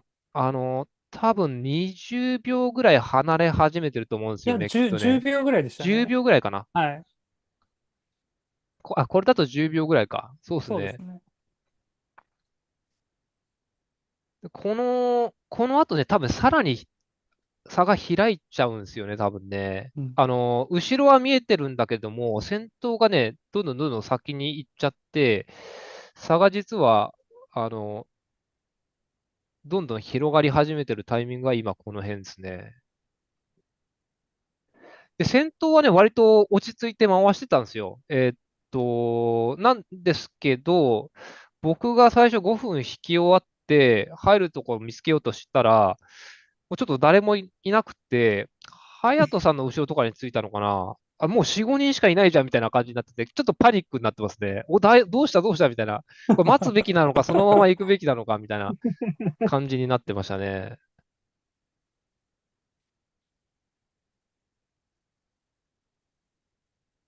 隼人さんはそうですね。この時点では結構余裕あったんですか？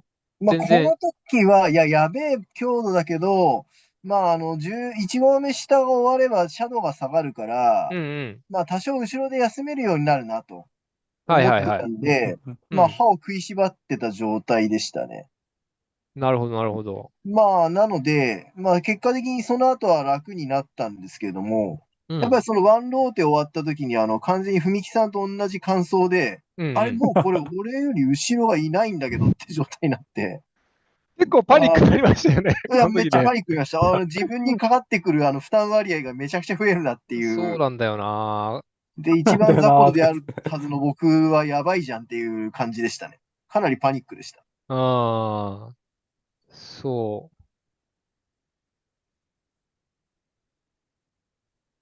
う。多分、この辺 U さんとか SST さんとかは余裕すぎて、こんなペースなのにみんないなくなっちゃったけど大丈夫かみたいな感じになってたんじゃないですかね。SST さん、この時どんな感じでした？もう余裕でしたね。だよね。もう片手で片手で、もうハンドルから片手離しても、走ってたもんな。いや、多分本当にラリってて、ラリってたんですか？ラリってたら完やばい。全にカーボショットで。もうブーストショットがああ、れすごいんブーですよね。ストショットか。うん。はい。もうなんなら多分今日も効いてるかなって感じで。長い長い。長い。長っ。長い。なんでもう走ってる時はもう全然呼吸はそれなりに来るんですけど、それこそ心拍もうん。170ですかね、マックス僕。さっきの話で言うと平均150ちょっとぐらいだったんで、あええコーチがどう影響してるかわかんないですけども、なんて言いましょうか。一通りレース中ずっと余裕だった感じがしますね。強すぎる。あ強すぎるな。やっぱとんでもないフジモン取り込んでしまったな。そうっすね。多分、能力的なことじゃなくて、うん。ブーストショットがいかれてるんだと思います。いやいやいやいやいや、それ僕も飲みまだけでそう、したけどね、ブーストショッあ、ト。本当ですか？はいそれだけでそうはならんやろ。いや、普段のカフェインゼロだからだと思うんですけどね。本当に。うん。何せよラリってました。うん。あ、ここら辺ですね。これが今、1合目下駐車場か。多分、この辺かなり一番伸びてるぐらいじゃないかな、距離が。多分20秒ぐらいこの辺でもう離れちゃってるんじゃないかなという気がするな。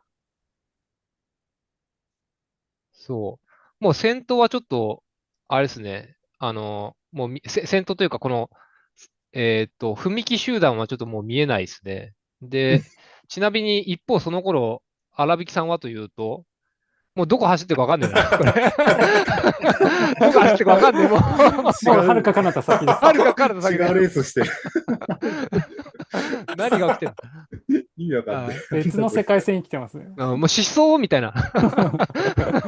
誰もいないですもんね。これだけ思想の動画かなみたいな。理想のが人多かったですよ。思想の方が確かに確かに。確かに。確かに。ああ、でもカーブでもう見えなくなってくると、いよいよやばいなっていう感じですよね、これね。よくキャ多分ッチアップし僕はましたよね、こ見えてたれ。な。そうっすね。そう、タックミンさんの動画だと見えてるんですよね、見え多分まだ。てるんですよ。そう、見えてるんですよ、うん先頭が。そう、ここで前を取り込みながらなんか上がってきたんだろうなっていうよううな。ん。で、今回のこのトレインって、ちょっとさっき、ちょっと他の、林くんと話してたんですけど、うん。最初からその前が速くて後ろが遅い状態で26人でスタートしたじゃないですか。うん。なので、うん。後ろの方はもう本当インターバルの地獄みたいな感ああ、じで、で、そう埋めなんだよる動作でな。6倍とかで踏むみたいなことうで、ん。が要求されると。だからそれで死んじゃった人がかなり多かったみたいなんうで、ん。で、これね、一個ね、なんか対策があるなってちょっと思いついたんですけど、おう。まあ、これをあんまり、いろんなチームにルフすると、なんか、大会自体が壊れちゃう可能性があるから、あんまり大っぴろげに言いたくないところはあるんだけど、時間差つけて、64分狙いの人間を30秒ぐらい先にスタートさせたらどうだろうみたいああ、それそれは、はちょっと僕も思ってましうた。ん、ちょっと思った、やっぱ、終わってからだけど。な。あとのがあれですけどね。だからちょうど1そうなんだよ号目下終わっな。て、シャドウが緩んだ後に、うん。接続されるようなスタイルを取れば、ちょうど1分差ぐらいで、なんかみんなまとまっうてゴールみたいん。なのができるかもなって、そんな高度な作戦をね、1週間で考えろなんていうのは、まあ無理な話なんですけど、いやー、これ、確かに、まあ、どっちも博打っちゃ博打なんだと思うんですよね。どこまで行っても。でも、そうですね。それがなんかうまくはまる可能性もあるのかなって正直思いましたね、これね。今回前回の僕が言った思想の時に、うん。八橋くんっていう子がいると思うんはいはい、優ですけど、しさん。そうそうそう。中で回す分にはもうきつすぎてワンローテで離脱するような感じだったんですけど、うんうん。ちょうどうまい具合に彼トップスタートして、で、僕らの集団が狙ってんの知ってるから、うんうん。そこで裏にこう、ひょっと乗ったんですよね。まあ、あれ、彼自身が成長しうん。たのもあると思ったんですけど、安橋さんだってあ、ゴールドを取ってますもんね。63分台出ましたね。63分台。早っ。ええ、作戦早いん勝ちですね、それは。最後僕、タイムは勝ったけど、坂で刺されて終わってるんですよ。うん。ただ、やっぱそれはそれでちょっとリスクあるんで、固くゴールド取りに行くんだったら、ちょっと危険な感じはありますよね。まあ、超博打ですうね。ん。まあ、ただ、ある意味、全員を多く生かすんだったら、まあ、時間差スタートっていうのは、ありなのかもしれないなと思ういつつ、ん。確かただ、に、危険っちゃ危険なんですよね。中でそうなんだよ合流しなな。がらう走っていくってん。ことが、やっぱ落車を原因を生むかもしれないなうと思って、あんまりん。表だって言いたくない部分ではある。ああ、なるほどね。うん。落車の原因になるか。そう、だからツイッあターとかでは書きたくないなっていうような。ー、それはあるかもしれないな。まあ、ただ有効たるではありますよね。うん。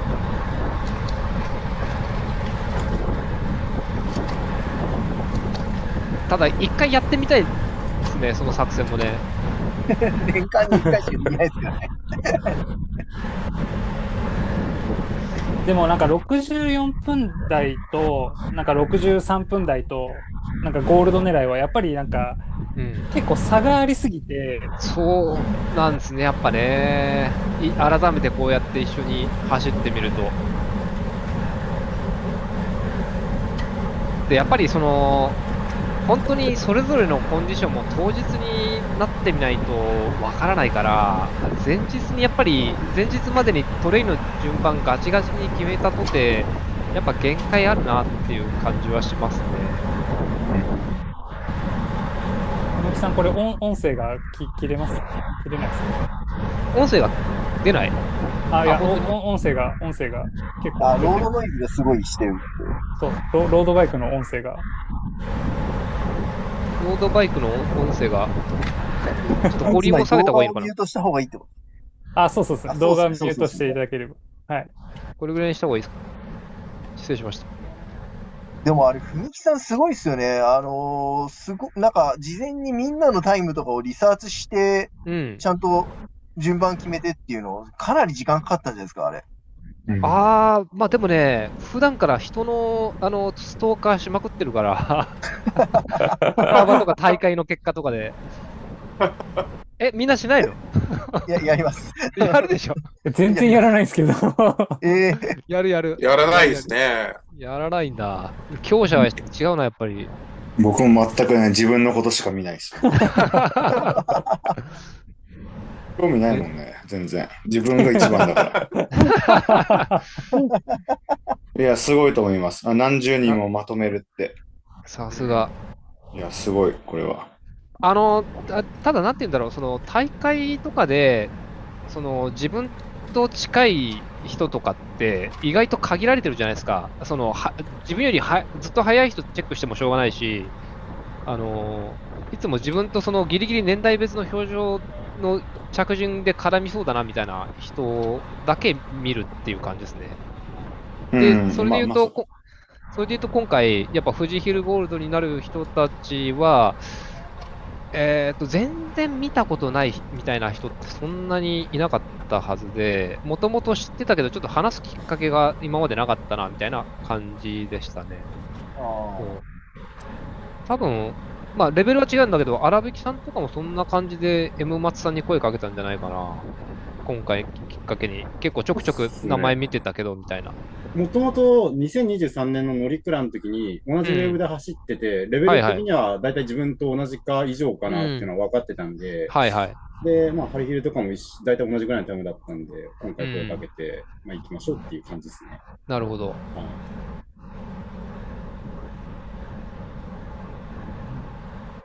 で、この辺で立ち上がって、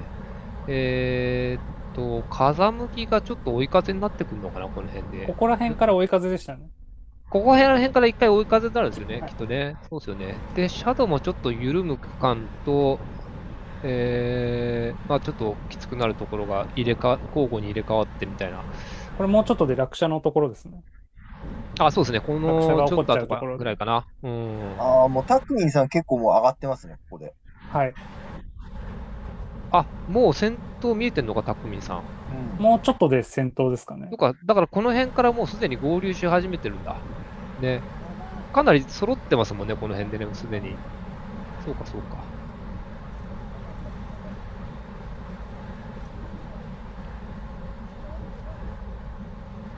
フライバイで見るとどうなんだろう。落車はこれ、目撃した人誰かいます？いない。落車の瞬間は多分誰も見てないですよね、きっとね。誰かの動画に映ってた気がするんですよ。本当ですか？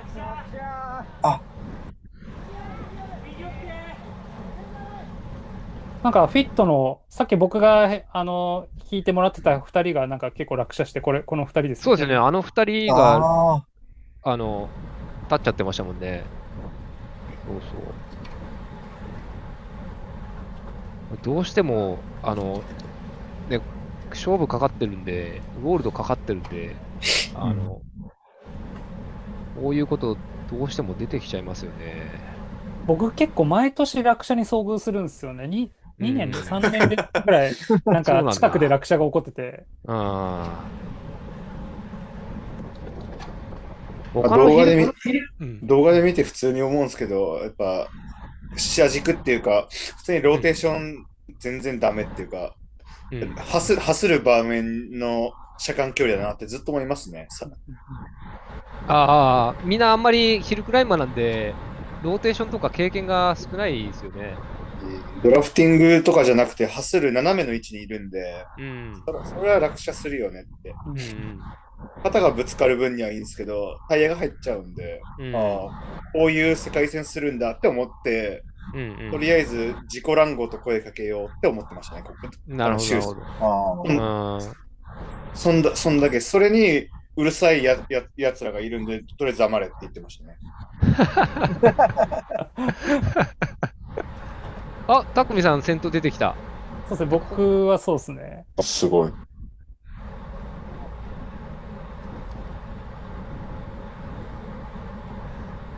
こで、そうですね、ユウさんの後ろにつけばいいかなって思ってます。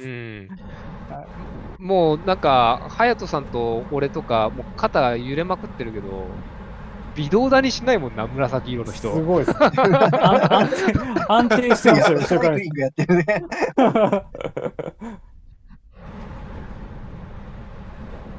あ、それで、この後最終列車になる、森本さんとかもこの時までは完全にローテ回してくれてたんですよそうですね、森ね。本さん、これで多分、後ろに、そう、この辺で多分、もうローテに出てこなくなった気がするな。で、タクトさんとかモジャさんとかは、多分まだまだ後ろです、ね。後ろの方にいるのかな。この後上に上がってくるんだ。そうですね。フライバイで見てもまだ結構、へえ。揃ってないですもんね。だから、タックミンは前来れたんだけど、で、シンジさんとかももう来たのかな、この辺で。だけど、まだタクトさんとか、モジャさんとかは後ろの方にいるんで、多分モジャさんがね、一生懸命、つなぐよ、つなぐよって言いながら、上上がってくるんですよね、この後。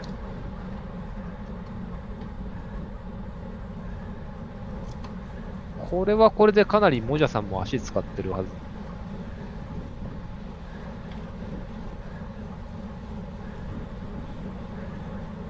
シムカップさんはもうだいぶきつくなってきたんで、ちょっと、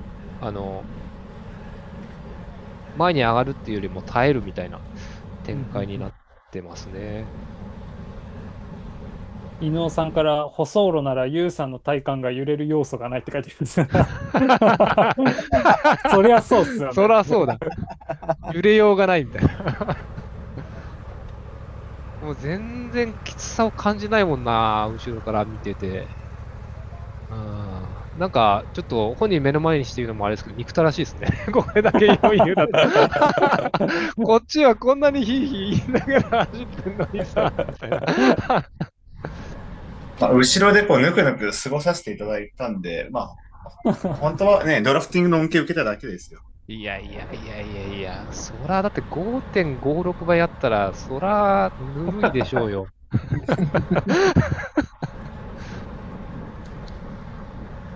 SST にもならないなみたいな感じですよね。L2 かなぐらいです。L2 とその上かの店舗層かなみたいな。そう、テンポそんなモデレート。ローラーみたいなイメージで終わっちゃいますね。そうですよね。そうなりますよね。面白い。知らない世界線をずっと味わわせてもらったんで、うん。すごく勉強になりました、これは。もう、いい実績解除。実績解除。すごく。明らかに一番うまかったですけどね。で、これで一方、こう、集団がかなり形成されると、それだけスピードもどうしても上がってくるんで、この辺で稲さんが多分、切れ始めてますね。稲さんとか高山さんとかが、だいぶ位置を落としてき始めてる。一回再形成されたはいいんだけれども、一方で集団もその分、加速していくので、これ樹海台前ですもんね。これまだ樹海台の前ですね。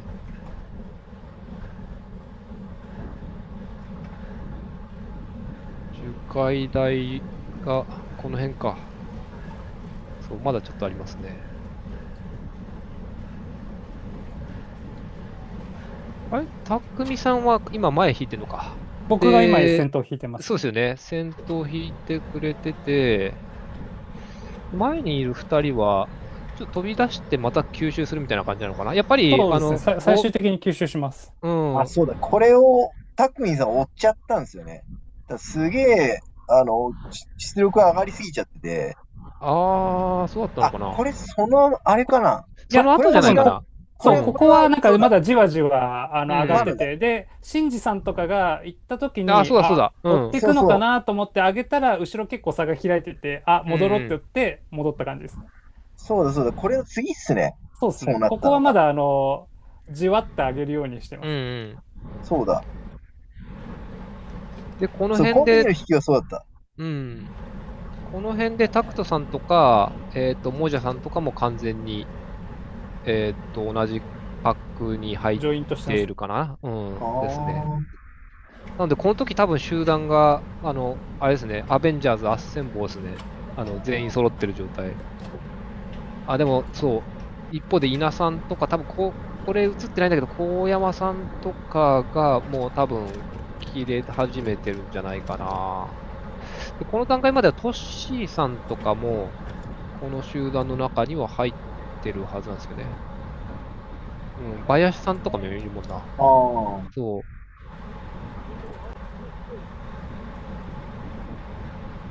ここ2合目ぐらいですもんね。これね、16分2合目過ぎたかな過ぎて、樹海台の手前。樹海台の手前に来ますね。そう。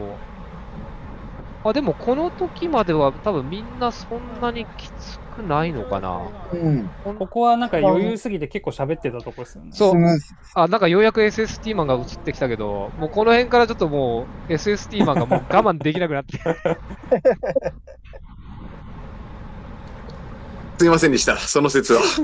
これ、本当に 4.8 倍行っちゃうよとかって言ってましたよね。行っちゃうよって言ってましたもん。ずっと言ってましたね。4.8 でいいんですかっつって。大丈夫みたい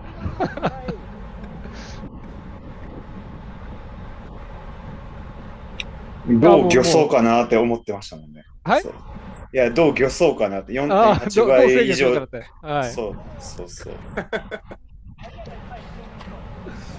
もうちょっとペース緩すぎて横に広がり始めてるもんね。先頭。あ本当だ。知らん、この世界線も知らん。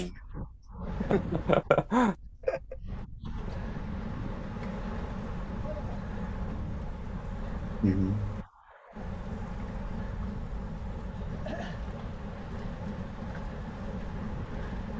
まずこんなに5人ぐらいしか回ってなかったですけど、後ろに何十人もいないと思ってましたもんね、最後まで。そうなんですよ。そうですねぶら下がってましたまね。ある程度繋がってるだろうなとは思ってたんですけど、うんこんなにいるのみたいな感じでしたよね。動画は見なかったですけど、送られてきて、驚愕しましたね。こんなにおったんや、みたいな。あ、でもいいか、みたいな。おすげえな、この人たち。みんなついてくるんだと思って。超強いっすよね。普通に考えたら。ついてくるだけで強いから。この前 LINE に上げていただいた年代別入賞者発表のトップページのあの写真、はいはい。あの列見ると驚愕でしたね。とんでもない、無限に繋がってると思いましたよね、あれね。すごい長い列になってたんだなって。で、ここで10回台か。で、10回台でね、僕の統計だと29分回っちゃってたんですよね。だ1分遅れてんな、これ、と思って。やっぱそうですよね、遅れてましたよね。 1分遅れてたんで、ちょっとどうしたもんかなって、上げる、で、自分に余裕も少しこの頃出始めてたんで、上げた方がいいのか、ちょっと勇気ねえな、みたいな。固くもゴールド取り切っちゃう方向に行こうか、ペース上げようか、ちょっとどうしようかなって思ってたんですけど、もう、右上の SST マンがもう余裕、足りーな、みたいな。何やってんだみんな、みたいな。いいのこれ、こんなんで。すいません。これは除名して当然ですね。これはいなくなった方がいいな。すいません。でも、ここら辺も多分追い風区間なんですよね。まだ追い風か。そうか。はい。地味に追い風なんですよ。相当吹いてますよ、おそらく。そうか。だから僕はあんまり焦ってなかったんですよ、ここ。そうか、だから後でいくらでも取り返せるなっていう感じがタクミンにはあったってことですね。その3段があって、なんか集団、ここで壊すよりかはみんなで行った方がいいですみたいな多分声かけしてたと思う。そう、その声掛けに僕すんごい安心したんですよ。ここでみんな焦られると俺は落語すると思って。いやでもそうっすね。だからタイム的にはここ追い風だっていうのが分かってたから、上げなくていいかなっていうには感じてましたね。そうか。ラリって聞こえてないですね、それ。ちょっと。何が入ってるの本当ですね。やばいの入ってた。聞こえてないな。本当ですね。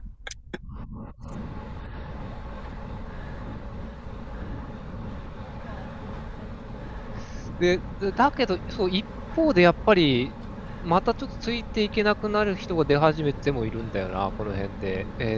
トッシーさんと、それから、林さんとかがこの辺で、ちょっと怪しくなってて、多分森本さんもこの辺で切れ始めてんじゃないかな。違うかな。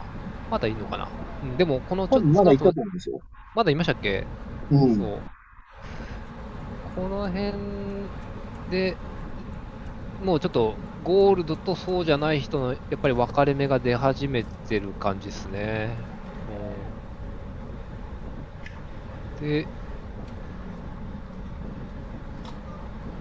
64分と63分はまだ一緒に走ってるみたいな感じかな。久しぶりに荒引さんの様子見てみましょうか。荒引さんどうなってるこれ。なんか人数増えてんな。荒引さんこの頃4人になってるのか。そうですね。確か4人か5人ぐらいいて、で、うんうんうん、今、2合目ってなってんで、2合目はもう過ぎてるけど、どこだろう、これ。32分経過。あんまり覚えてないですね。この辺なんだろうな。まあでも、もう一人、なんか5人ぐらいで走ってた気がしてて。うんうんうん。そうですね。でも分かんないですね、どれだか。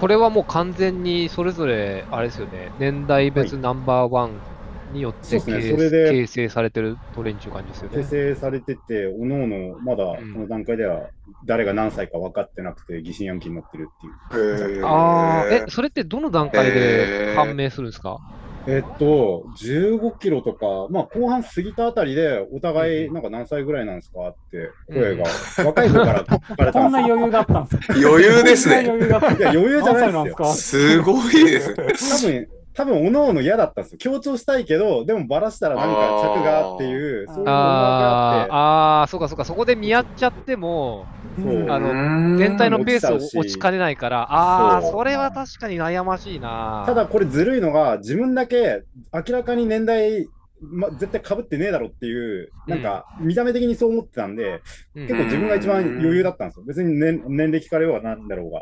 で、ってなると、若い2人とかがどうなのかなっていう動き次第だったんで、もう自分から言っちゃおうっつって、なるほど。何歳ですっつって。ああ。なるほど。いう動きですね。で、多分3合目通過したあたりですね、今。そうか、そうか。はい。あ、これ、タックミンさんもう落ちましたね、これ。落ちましたね。息ができなくて落ちてますね。あれだ、飯ジェル取ってる時に。そうですね。ジェルミスりました。これはやっぱり途中でエネルギー切れしちゃうのを避けたいなっていうのがあって、30分ぐらいで1回補給っていう感じですか？そうですね。だからもともと30分で、ジェルを補給する予定だったんで、ちょうど、だから、隼人さんに代わってもらって、よし、ジェル飲もうと思って、普段だったら、なんか、チュルンって飲めるジェルなんですけど、今回持ってたジェルがなんかねっとりしてて、なんか息ができなくなっちゃって、あ、やばいって、焦って落ちましたね。なるほどな。でも、後でエネルギー切れになったら楽に泣けないし、難しいとこですね。いや、でも、あれなんですよね。だから、ボトル、なんか例年ボトル持たないんですけど、今年ボトル持ってるんですよ。で、ミトロングのジェルも入ってるんで、別に補給する必要なかったなって後から気づいて。ボトルの水だけ飲んでれば、まあ、なんとかなる。そうですね。ワンチャンなんとかなったのに、なんか、とりあえず練習でもやったから、ジェル入れとこっかな、みたいなんで、入れたんですけど、なんかそのジェルが相性合わなくて。なるほど。落ちました。はい。そっか。まあでも、その後、結果的には大だれすることもなく、ね、なんとか自力で繋いでゴールしたんで、そうですね。良かったのかもしれない。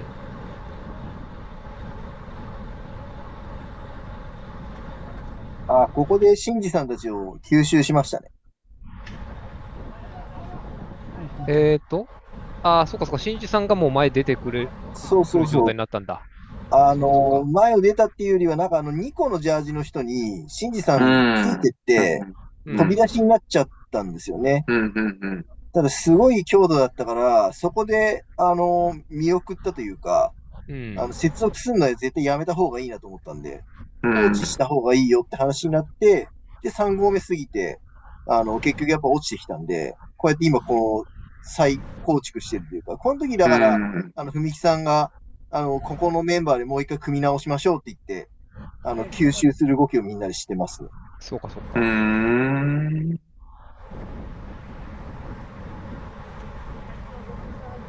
なんかね、タックミンさんが、ちょっとこう釣られて前に突出しちゃうシーンがあったんだよね。そう、一瞬、そうですね。もうちょっと手前、僕が落ちる前でしたね。そうか、そうか。この、さっき荒引さんが映ってた時か。そう、3号目の手前の、U ターンの手前ぐらいからです。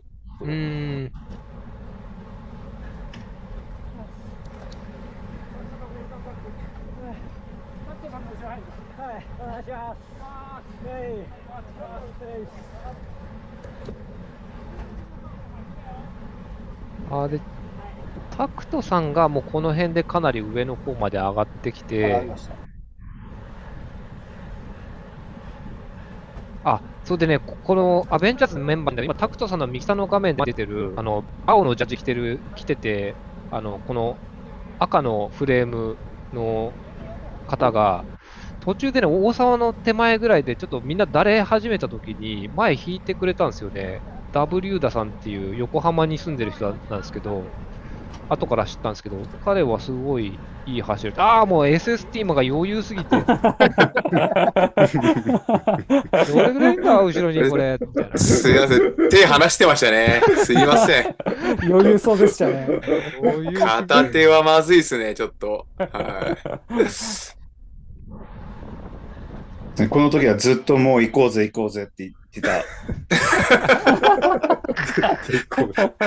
じゃあ、今思うと本当にユウさんにそういうこと言ってたの恥ずかしくてですね。5.5 倍の方にそんなこと言ってたの、ちょっともう、本当に今もう、飲まなきゃよかったです、ブーストショット。本当に。それと、あと、55歳のクラスのミノさんが、ここ、たまに前入ってくれるようになり始めてですね、大沢の手前あたりで。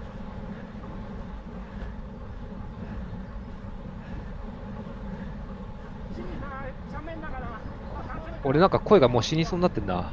ダメだからとか言って。なんて言ってんだ。おじいちゃんみたいな、おじいちゃんみたいな声で泣いてる。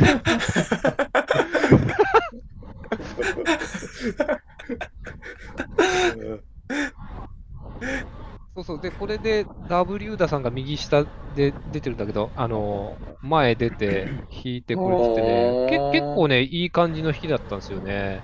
長いこと引いてるんですね。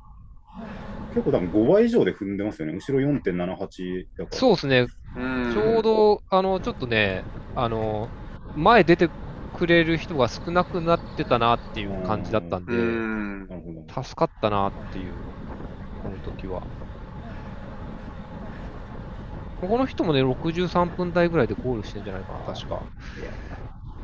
で、タクトさんが、もう先頭を回せるように回復してきて、もう、タクトさんもかなり体削ってるんで、この辺から本領発揮みたいな感じですね。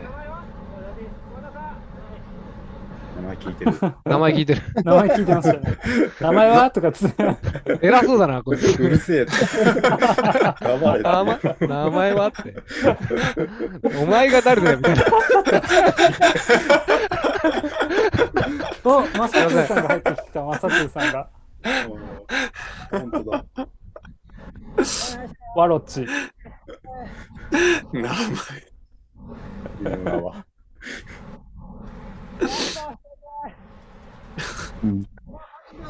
最後教えて。最後教えてって。このエンジンのジャージの人知らない人だな。でも、加わってますね。結構一列棒状になってきて、風この辺から強くなってる。まだか。まだ風そんなに強くない。大沢回った後ですね。大沢のところですね。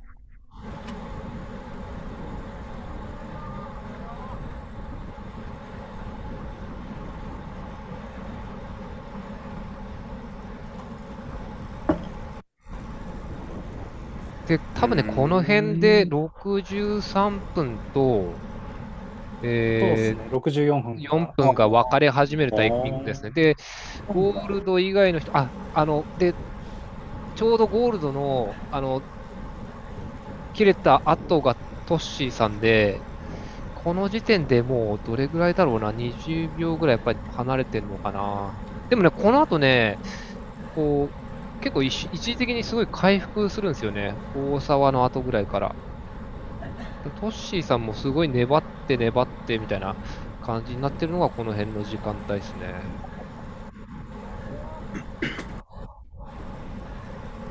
ここは前の強度は落ちてましたね。4.8 下回ってました。僕の最そう高でですよね。毎日 SST さんが引くときに、ぴっちり 4.8 ぐらいで、彼ももう他の人のローテは多分パワー下回ってるよっていう感覚をずっと持ってたはず。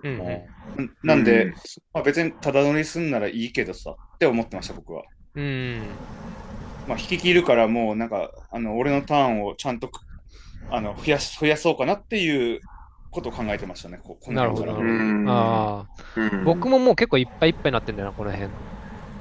戦闘こそ出てるけど、もうそんなに長い時間は引けなくなってる時間帯だと思います。ローテーションをしましょうねっていう声掛けがここの辺から始まったかなってだけ覚えてます。そうですね。長引きしなくていいよっていう言葉が飛び交ってた感じがしました、ね。それ以外は、なんか今回のドキュメンタリーみたいな感じで言われて、ほぼ記憶にない。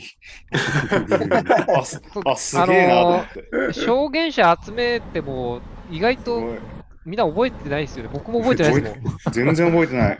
この辺あんまり覚えてないですね。で、これが63分と64分切れた瞬間だ、この右上が。僕の動画ですね。あら、本当や。ここか。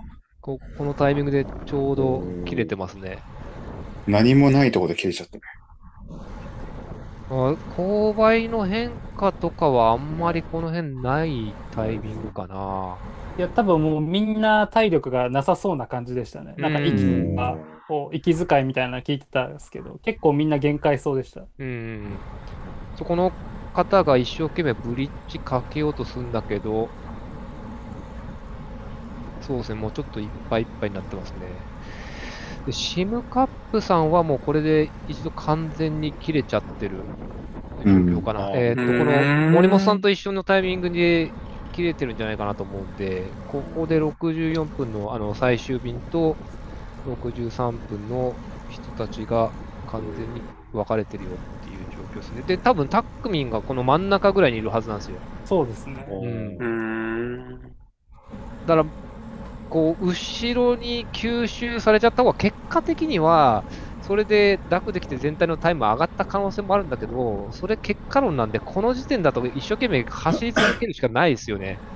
いや、もうなんか後ろ、なんかここ多分5、6人ぐらいで回してて、で、多分このままいければギリゴールドかなぐらいの3ダウンだったんですよ。で、この人たちがいなくなっちゃったらどうしようって感じでした。なんであんまりこう上げ下げせずに、なんか下がっても多分リスキーだし、上がっても、この結構10秒ぐらいこの差がついてるんで、これ追い上げることはできたっすけど、多分オールアウトするなと思って、あえてちょっと抑えてますね。でも結果的にこの時にいたメンバーが YKK さんとか、紫のじゅんさんでしたっけ？ね、結構いいメンバーが今にして思うと、一緒に走れてたみたいな感じですよね。だから変にペース上げ下げするよりかは、もうこれ一定で、速い人が来たら回収されるし、なければこのまま行くしっていう方が多分、計算でいいかなっていう感じでしたね。間違いない。全く同じですね。全くスタートから同じことをずっと考えてました。一人でいけない。でもこのペースだといける。なるほど。ずっと思ってましたね。これ賢いですね。この取り方一番賢いと思います。犬尾さんがコメントしてくれて、後ろ下がって合流するのも慣れてないとインターバルかかってそこで死ぬ可能性もあるかなって。確かにそうなんですよね。思い切って下がっても、それはそれでリスクあるっていう、そっちも賭けになっちゃうっていう。で、ただこれ確か47分とかで多分超えてるんですよ、大沢。うんうん。で、思想の時も、なんか、こっから、あの、あんまり変にインターバルかけなければゴールド取れるなとは思ってたんですよね。うんうん。ただ、ここまでは良かったんですよ。ただ、この折り返して向かい風だった瞬間の絶そう。望、あうわってなってましたね。あ、確かに。事前情報何だったんだよみたいな感じになりましたよね、ここね、曲がってからね。そうっすねふわっと風来て。辛かった。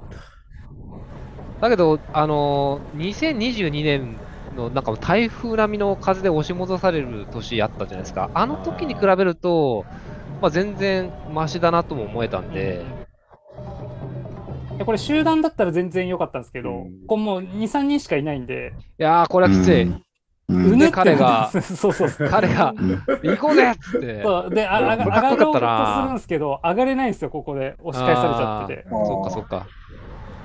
頑張って前引こうとも思ってるんですけど、全然引けなくて。でも結果的にこれが正解な気がしますね。まあ上がっちゃうとしんどくて垂れるだけなんで。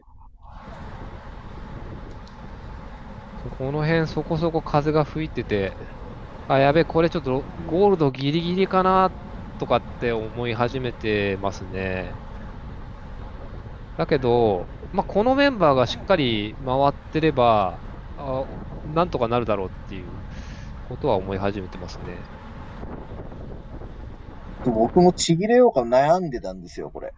あ、へえ。結構辛くなるだろうからっていう。だけど、多分この風だと、ちぎれたらこんだけのタイムに余裕があったら多分間に合わないなっていう判断になって、だけど後ろでゴールドのペースで来てくれるトレインが来るとも限らんなっていうところで、まあとにかくいけるだけしがみつかなきゃいけないかなと思ってたんですけども。あ結構賭けですよね。結構賭けですね。どっちに出るかなって悩み続けてたところですね。うんまあ結果的には後ろに結構人がいたから、あ、うん。まあ本当に本格的に下がっちゃってもよかったかもしれないですけど、うんまあここはとりあえず元気なふりして、ローテに参加して少しでもいさせてもらえた方がいいなっていうことをずっと考えてましたね。そうなんだよな。そう。落ちても結局回収されるって、一応事前で想定はしてるんだけど、もう本当にこう回収してゴールド持ちこたえるかどうかって、もうやってみないと分かんないからね。そうなんですよね。遠く見える余裕もないしっていう。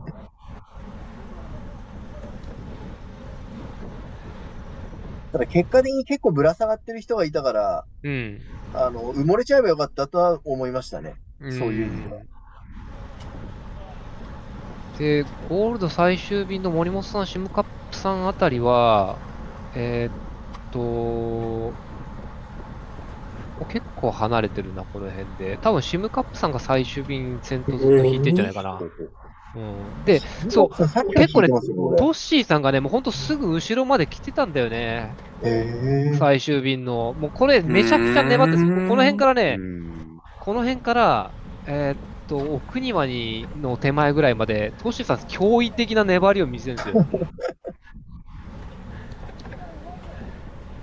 本当に2時間38分の体力ですかね、これ。あとちょっとなんか間をつないでブリッジしてくれる人とか、なんか加勢してくれる人がいたかどうかでとか、あと前半で、ローテに加わってなければとかね、ちょっといろいろ思うところはあるんですけど、まあ、トッシーさんはトッシーさんで、序盤のペースをね、作るのに徹してくれたっていうふうに、ノートでも書いてあったんで、もう体力使いながらも、でも、もう最終便、ほんとギリギリですよね、ずっと。かなり持ちこたえてる感じですね。タックミンも、だから、この先頭と、最終便のまあ真ん中ぐらいなのかな。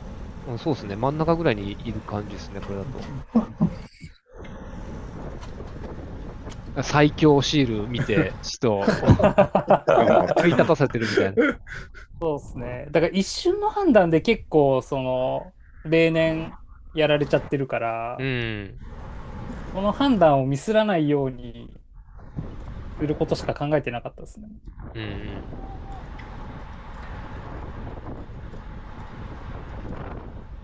で、右下の63分トレインは、もう先頭、結構僕はもう相当苦しかったと思うんだけど、うん後ろにめちゃめちゃ人いんな、おい。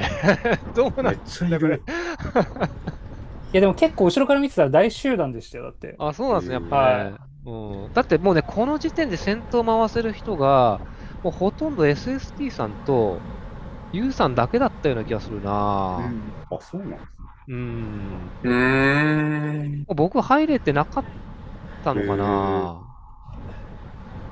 どうだろう。 5名ぐらいいました。 5 名ぐらいいました。はい。なんで、入ってます。あ、これだと入ってはいる山岳入る前ですよね。はい。山山岳岳スプリッスプリット入る前か。うん。入る前だからまだ多分5人ぐらいでああ全然まだ回せてます。全然余裕。最後の平地になるまでは5人で回してた。 5人であ、でも僕、回してたんだ。ここのスプリットの終わりでSST さんにすみません、前行ってくださいってお願いした記憶あります。うんああ、これぐらいですか。じゃあちょうど限界ぐらいだったの限かな。界ぐらいですね。うんスプリットの終わりのところですみませんってやってたんで、なるほど、なるほ今ど。始まりか。トッシーさん苦しいけど、もうギリギリまで迫ってんだよな、これ。うんわいやー、残酷だな、すごいなこれ。残す酷。ごいな。こんなに粘ってんのに、うわもう目の前なのに。目の前なんだよね。うん見えてる、完全に。う。うんいやー、厳しいな。へええ。すごいなと、単独ですもんね、もうん、多分、あれじゃないかな。トッシーさんはもう、一う。人でうんす粘ってなんとごいですよかね。追いつこうってなってんじゃないかな。もうすごい手の届く距離にいるんだけどな。う。うんん。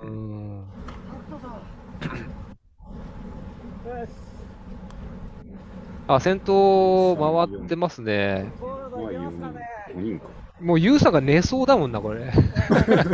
ああ、ちょっと退屈そうですね。もう退屈ですね、これは。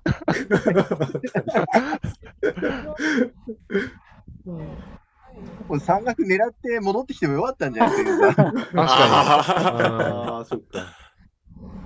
半額スプリットっていうのも知らなくて、なんか線あるなと思いながら。せそうですよね。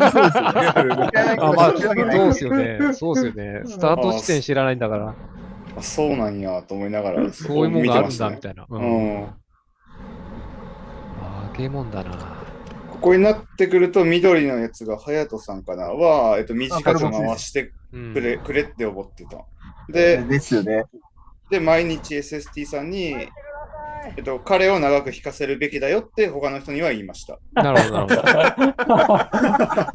ど。言ってるから、バッチコイですね。おっしゃる通り。バッチコイです。バレてる。なんで、足があるから、ここできちんと使わないとなと思いました。はい、うんそうですね。なるほどそうですねはい。ただ使ってください。平地が踏めるかどうかは分かんなかったんで、そこは別に冷静に判断して、別途コメントしますって感じです。確かに。平地は踏めないですね、確かに。平地はちょっと良くないことを言ったんで、それは後で言います。よくあ、そう、ここで譲りました。SST さんに。すみません。こそうそう、きれいうんうん、きれい、きれい。こで入ってもらったんだ。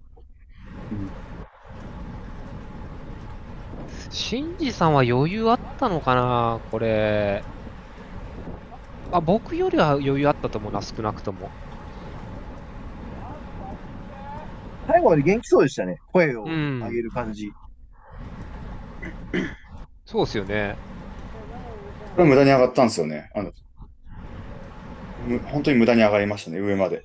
結構踏まされた。ここ一番嫌でしたね。嫌っていうのは、まあ、言えば辛かったと思う。ここは嫌でした、すごく。ここだけ。ここはきつかったです。このペースはやらなくていいなって思いました。うわぁ、トッシーさん、あとちょっとなんだよな、本当に。ずーっとあとちょっとなんだよ。これ苦しい。なんか埋まらない差がそこにあるんですよ埋まらない。つら。シンジさんからコメント来てる。いや、俺めっちゃきつかったっすって。あ、本当ですか。本当だ、本当だ。LINE が来てました。そうなんだ。タックミンがもうこの辺では、一人で引いて、結構風が強かったあたりで、もう一人で戦ってるっていう感じですね。先頭ももう回すのが4人ぐらいになってんのかな。ここ風強かったですね、向かい風。風強かったですね、結構ね。ちょうどなんか森林限界というか、なんかその木々が薄くなって、うん風をもろに受けてましたね。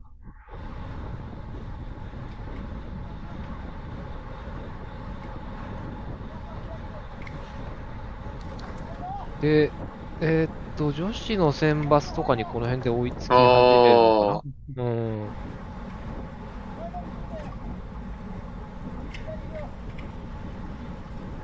なんかすごい、ふみさんが声かけて、うん右行くようだったかなんかすごい声かけてらっしゃったんで、うん。すげえダンディーだなと思いながら、いやジェントルマンだなと思って。いや、動画見返したら、なんか、もう怒鳴ってるみたいな感じだったんで、ちょっとこれはああんまり良くないなという感じでしたね。行くよあ、ちょっとうん譲ってみたいな感じで、ちょっと怒鳴るみたいな感じだったんで、申し訳ちょっと女子の選手に申し訳ないことした。うん。伊野尾さん、やっぱり新次さん、選抜の想定練でも、結構普通に最後までついてたらしいですね。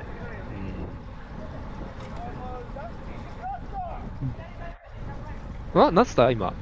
おいって SST さんが吠えてる。ラストだろじゃあこれ、ふみきさんがここがラストで、ラストスパートっていう言葉がすごい残ってたんで、もう全力出し切れやみたいなことを言った覚えがあります。じゃあ前出ろや。本当ですね。いや、でも前何人かいるんじゃないかな、これ。何人か飛び出してますよね、案の定ね。多分、ここでなんかアタックかけてる人がいるな。で、なんかね、覚えてんのが、そう、ユウさんが、下げてくださいっつって。下が始まったんですよ、もう。一番重要な奥に駐車場の後のストレート控えてるのに、内紛がもう始まってるっていう。上がりすぎだなって。で、右から金松さんとこのインフィニティスタイルが行って、これがうまかったです。彼とは終わって話しましたけど、彼のタイミングが一番。なんで、その前に上げてたのはやっぱダメだと。もう彼も言ってました。で彼ともう一人逃げたんですよ。で、SST さんが追おうとしたけど追えなくて、ごめん、邪魔って言った記憶があります。変わってで、聞こえんかったな。で、ブリッジしました。ここからもう、ブリッジしました、自分で。もうここから頼らないってずっと思ってて、どうせ後ろ俺やろと思って。これきつかったな。どけよかった、早く。敵になってる。まあ、その言い方を悪くて原文そのままなんで。で、彼についたらもう、前のそのインフィニティスタイルの人についたら僕はもうお役御免だと思ってたんで、もうこれでいいや。ここまではやるよっていう感覚でした。もう僕なんか突き切れしそうになってますね、これね。もう体力残ってないな。本当はここで男引きするイメージで言ったんですけど、もう蓋開けてみれば言ってましたもんね。はい。俺が引くぜみたいな感じで言ったのに、このざまっていう。情けねえ。そう。この次に女子と合流するんかな。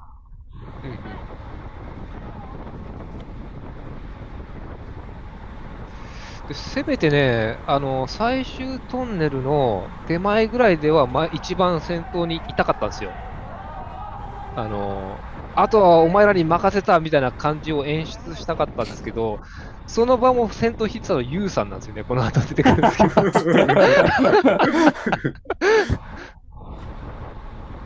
この時ぐらいが最後に先頭僕出てるのかな。でも SST マンは余裕ですよね、これね。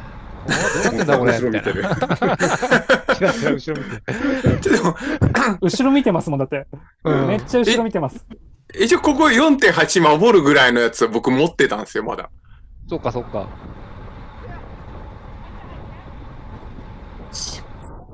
そうそう。ああ、ごめん、そうね。めっちゃ怒鳴ってんな。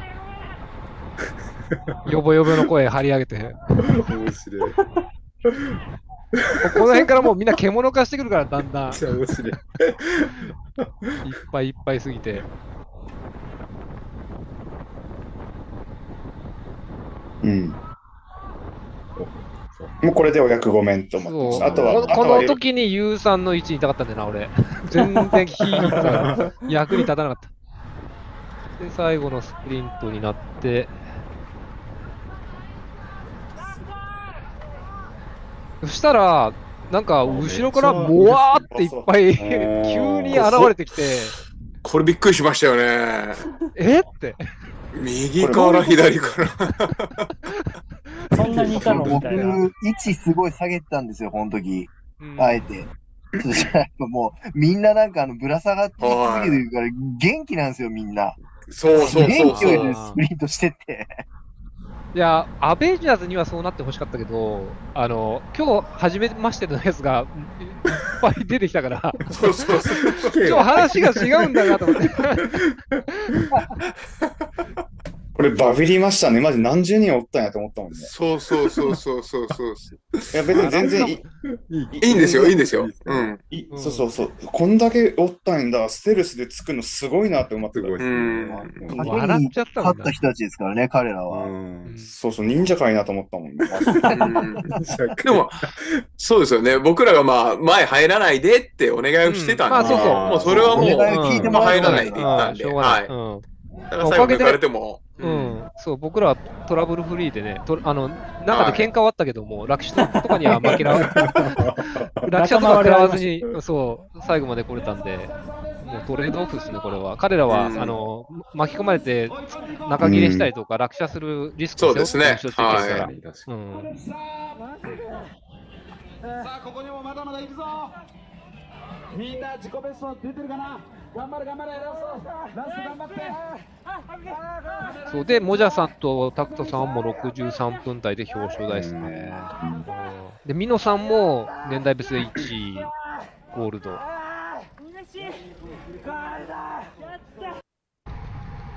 閉じた。こんな感じでしたと。で、あと、あれですね、匠さんと最終便のシムカップさんが頑張って。で、フライバイどうなってる？こんな感じですね。最終便がこの辺か。で、トッシーさんがやっぱりね、ちょっと最後、奥庭からの後で、多分ね、平地一人だったんでしょうね、結構。やっぱ最後、奥庭のところは集団じゃないときついですよね。どうしようもないですね、やっぱね。そこら辺で多分一気に1分、2分ぐらい失ってるのかな、きっと。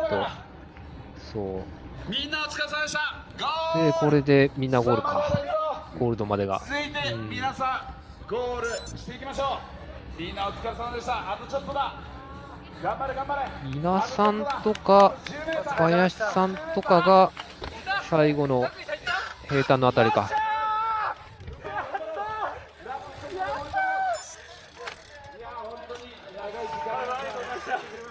いやー、感動的だったな、これ。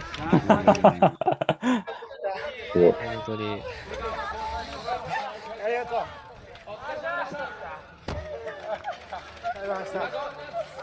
そうで、最後、森本さんと、チームカップさんまではギリギリゴールドっていう感じですね。で、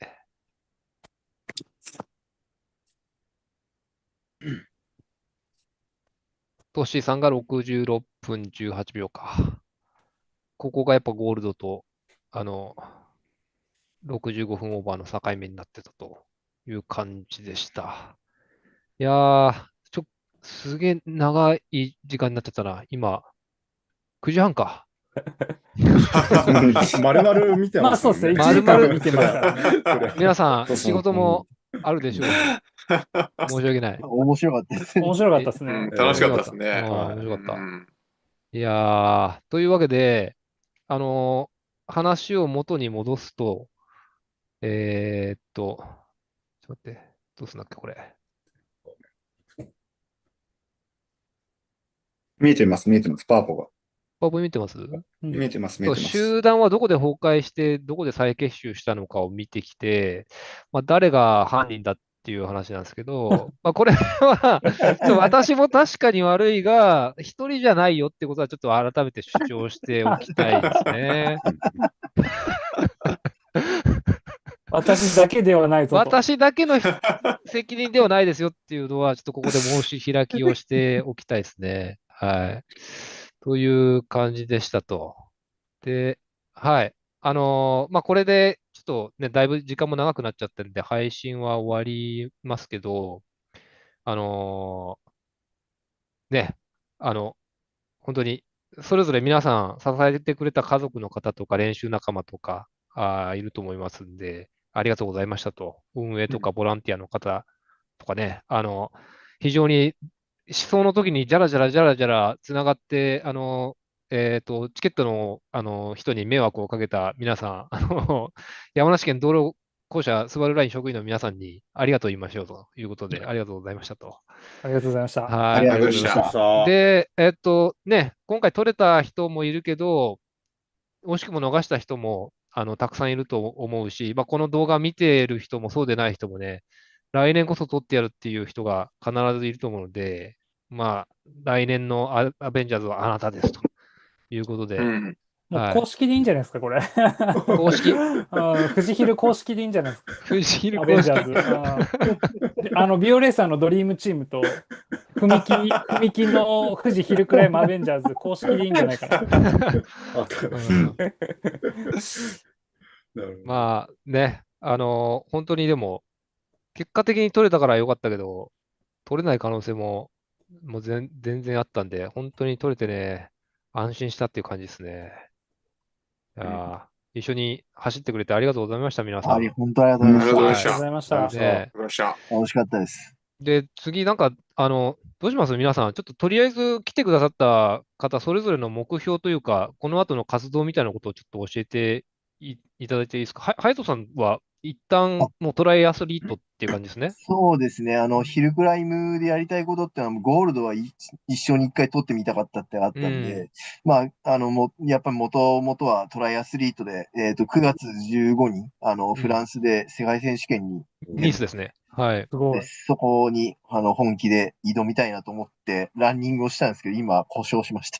おー。太ももがなんか破けそうに痛くて、走れ本当に。なくなってローラーも焦げないみたいな。もうちょっとね、体がやっぱ私もそうなんですけど、ボロボロになりましたね、さすがに。まあ、ぼちぼち頑張っていこうと思います。はい。頑張ってください。応援してます。頑張ってください。ニース楽しみですね。ありがとうございます。じゃあ、荒引さんは今シーズンこの後、どんな感じですか？まあ、乗りくらですね。やっぱり。乗りくら。直近だと。そうですね。うんで、あとはまあ、どうかなって、赤城出れたら出たいけど、どうしようかなっていうところですね。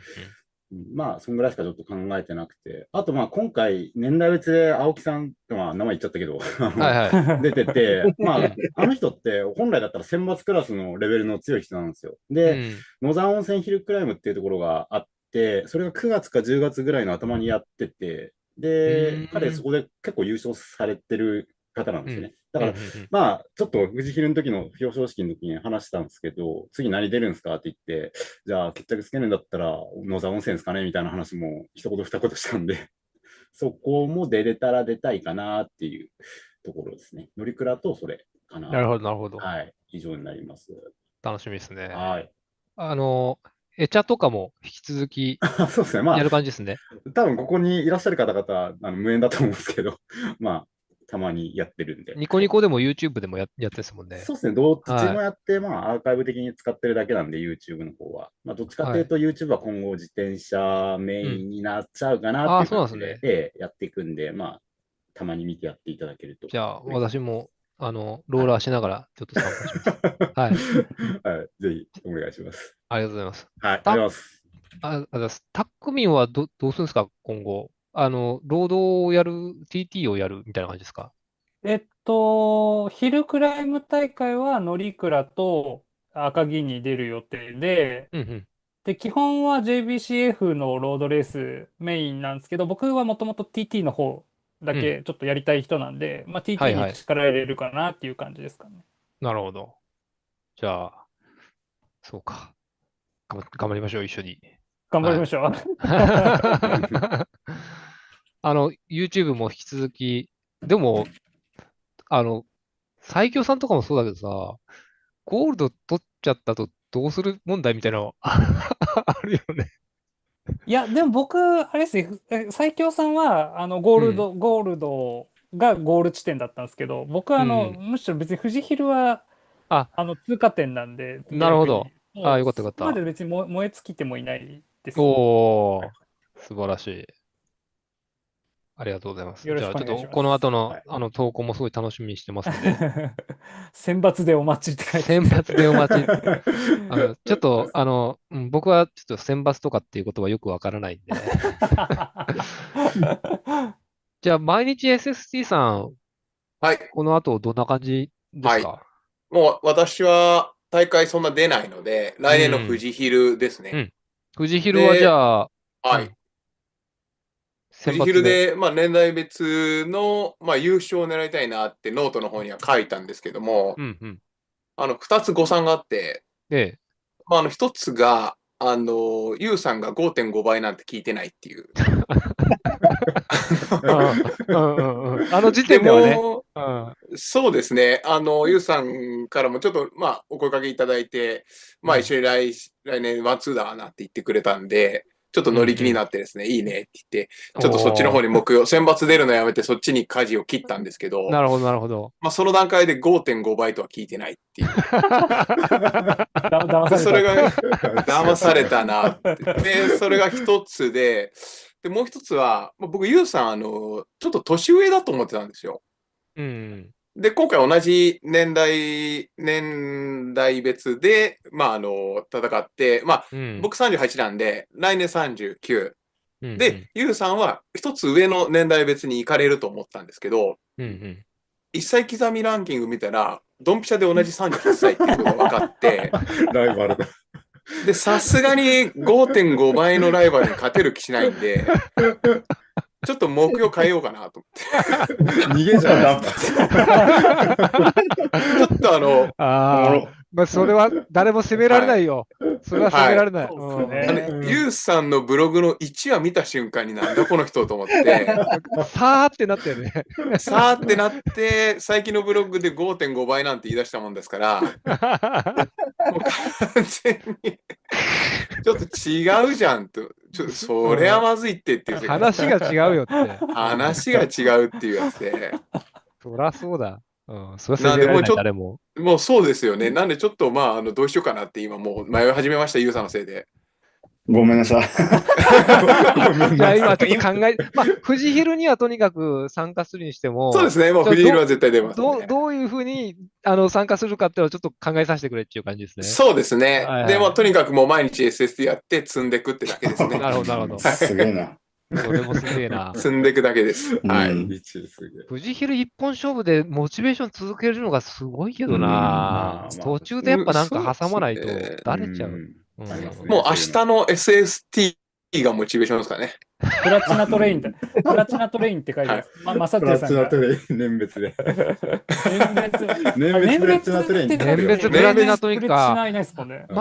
でも、それはあれですね、荒引さんが必要ですよね、それは。でも荒引さんも権利執行しちゃったからな、執行しちゃってるからもう、来年出たらめっちゃ怒られると思う。怒られるな。さすがに怒られる、いくらなんでも。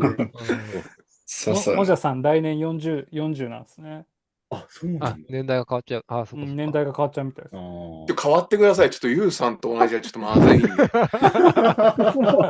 悲しいな、もじゃさん。わかりました。じゃあちょっとまた、X の投稿とかノートも楽しみにしてますんで。ありがとうございます。すいません、見てもらって。はい。じゃあ、ユウさん、今後の活動はとりあえず乗鞍が控えてるっていう感じですかね。ヒルクライムに関しては。そうですね。3つぐらいあるんですけど、まず、まあ、あらべきソーセージを倒さんというか、っていうのが一個ですね。あ、もう名指しで、はい名ソーセ指しだ。ージ。まあ、多分同じぐらいのカテゴリーだから、まそうっあ、すね。言うのはただなんで、もう倒しますというのが一個直近は。はい。ただ、繰り返すんですけど、僕はグラベルとシクロクロスがメインなので、はい。オフロードの方がメインなので、まずは大滝を連覇したいです。確か前回取ったんですけど、2連覇して、ちょっとマウンテンの方にちょっと行きたいなっていうのがモチベーションです。はいはいはいなるほど、なるほど。もうグラベルはちょっとお腹いっぱいなんでって。はい。おうーーんっていうのが1個。うんで、まあ2つ目は、まあパリ行くかもしれないんで、まあ世界戦にちょっと出るか迷ってるっていうのが2つですね。グラベルの。へー。パリでやるんですか？ニースですね。ニース。はい。あ、はあはあは同じですね。僕と。はい。そうです、そうです、そうです。なんでちょっとそこあ。はそ、うなんだ。コロナ前は取ったんですけど、権利を。ちょっと今回はグランフォンドに行ってないんで、ちょっと、なんていうんですか、JCF に問い合わせていけるなら行こうかなって感覚です。おー、すまあごいな。すげえ。で、一番はシクロクロスの全日本選手権優勝したいなっていうのは、うんこれが一番の目標です。一応そのロードと違って、CX はなんですかね、僕の場合次39になるんですけど、ねこの年がマスターズの30代の最後なので、なんで、え。うーん。次が30代の卒業試験なんで、ちょっと1回ぐらいチャンピオン取りたいなっていうのがあって、おチャンピオンジャージを着たいですね、白いジャージを。ー。おなんで、その逆引きとして、富士ヒルに今回参戦したっていう次第。ー。なるほど。なるほど。まあ、痩せてたら、そのモチベーションで、こう、ある程度余り汁で取らせてくれんかな、みたいな、ごっつぁん勝利狙ってます。おー。まあ、身内が全員ライバルなんで、そううん特にクロスの方は。いやー、ちょっとあんまり、グラベル界隈チェックしてなかったんですけど、ユウさんと一緒に今回走れたんで、がぜんちょっと注目して見てみようって気になりました。うんぜひぜひ、ロードバイクよりも楽しい世界線が待ってるんで。えで、一応来年も、一応年代別に、わかんない。毎日 SST さんが選抜に行くって言ったらそっちに行くかもしらんけど。ー、もうストーカーしてんじゃん。いや追いかけちゃう、追いかけちゃう。いや、まあ、DM しようかなと思ってます。まあ、どっちでもいいんですけど、やっぱり優勝して上がりたいなってのがありますね。うん、まあ、そうですよねそうでしょうね。そらそうだよそうですねな、行くんだったら。そう、荒引さんがうん優勝して上がるっていうのが一番なの。そうですね。わかります、気持ち。みんなロードそうです荒引さんに買おうかってそうそう、やり残したことがあるんで、別に年代が上がっても取りゃいいだけだからじゃないですか。確かに、確かに。イメージとしては。うんなんで、関係なくちょっと優勝するまでは、やってみようかなとも思ってますそれもありですね。っていうところですね。なんで直近は乗鞍でちょっと答え合わせしに行こうかなと思ってます。乗鞍は私も行くので、ぜひ、はいカテゴリー違いますけど、そうです、はアベンジャーズが。い、よろしくお願いします。はい。はい一緒に。一緒にっていうか、まあ、遠巻きに、頑張ってくださいね。他人競技なんですか。もうフィジカルが持たないかもしれないので、ちょっと、自分がかっこよく言うのも失礼じゃん。なんで、もしかしたらこれがピークかもしれないので、まあ、今だけ言える時に言っとこうかなって感じです。落ちたらその時は笑って、酒でも持ってきてくれたら幸いです。というところで僕からは以上です。ありがとうございます。はい。いや、楽しかった、本当に。ちょっとね、一人で僕がだらだら喋る感じになるかなとも思ってたんですけど、思いのほか皆さん来ていただいて、ありがとうございました。ちょっと盛り上がって長くなりすぎちゃいました。はい。じゃあ、配信以上になります。皆さんどうもありがとうございました。本当にお疲れ様でした。ありがとうございました。ありがとうございました。ありがとうございました。楽しかったです。楽しかったです。お疲れ様です。はい。失礼します。はい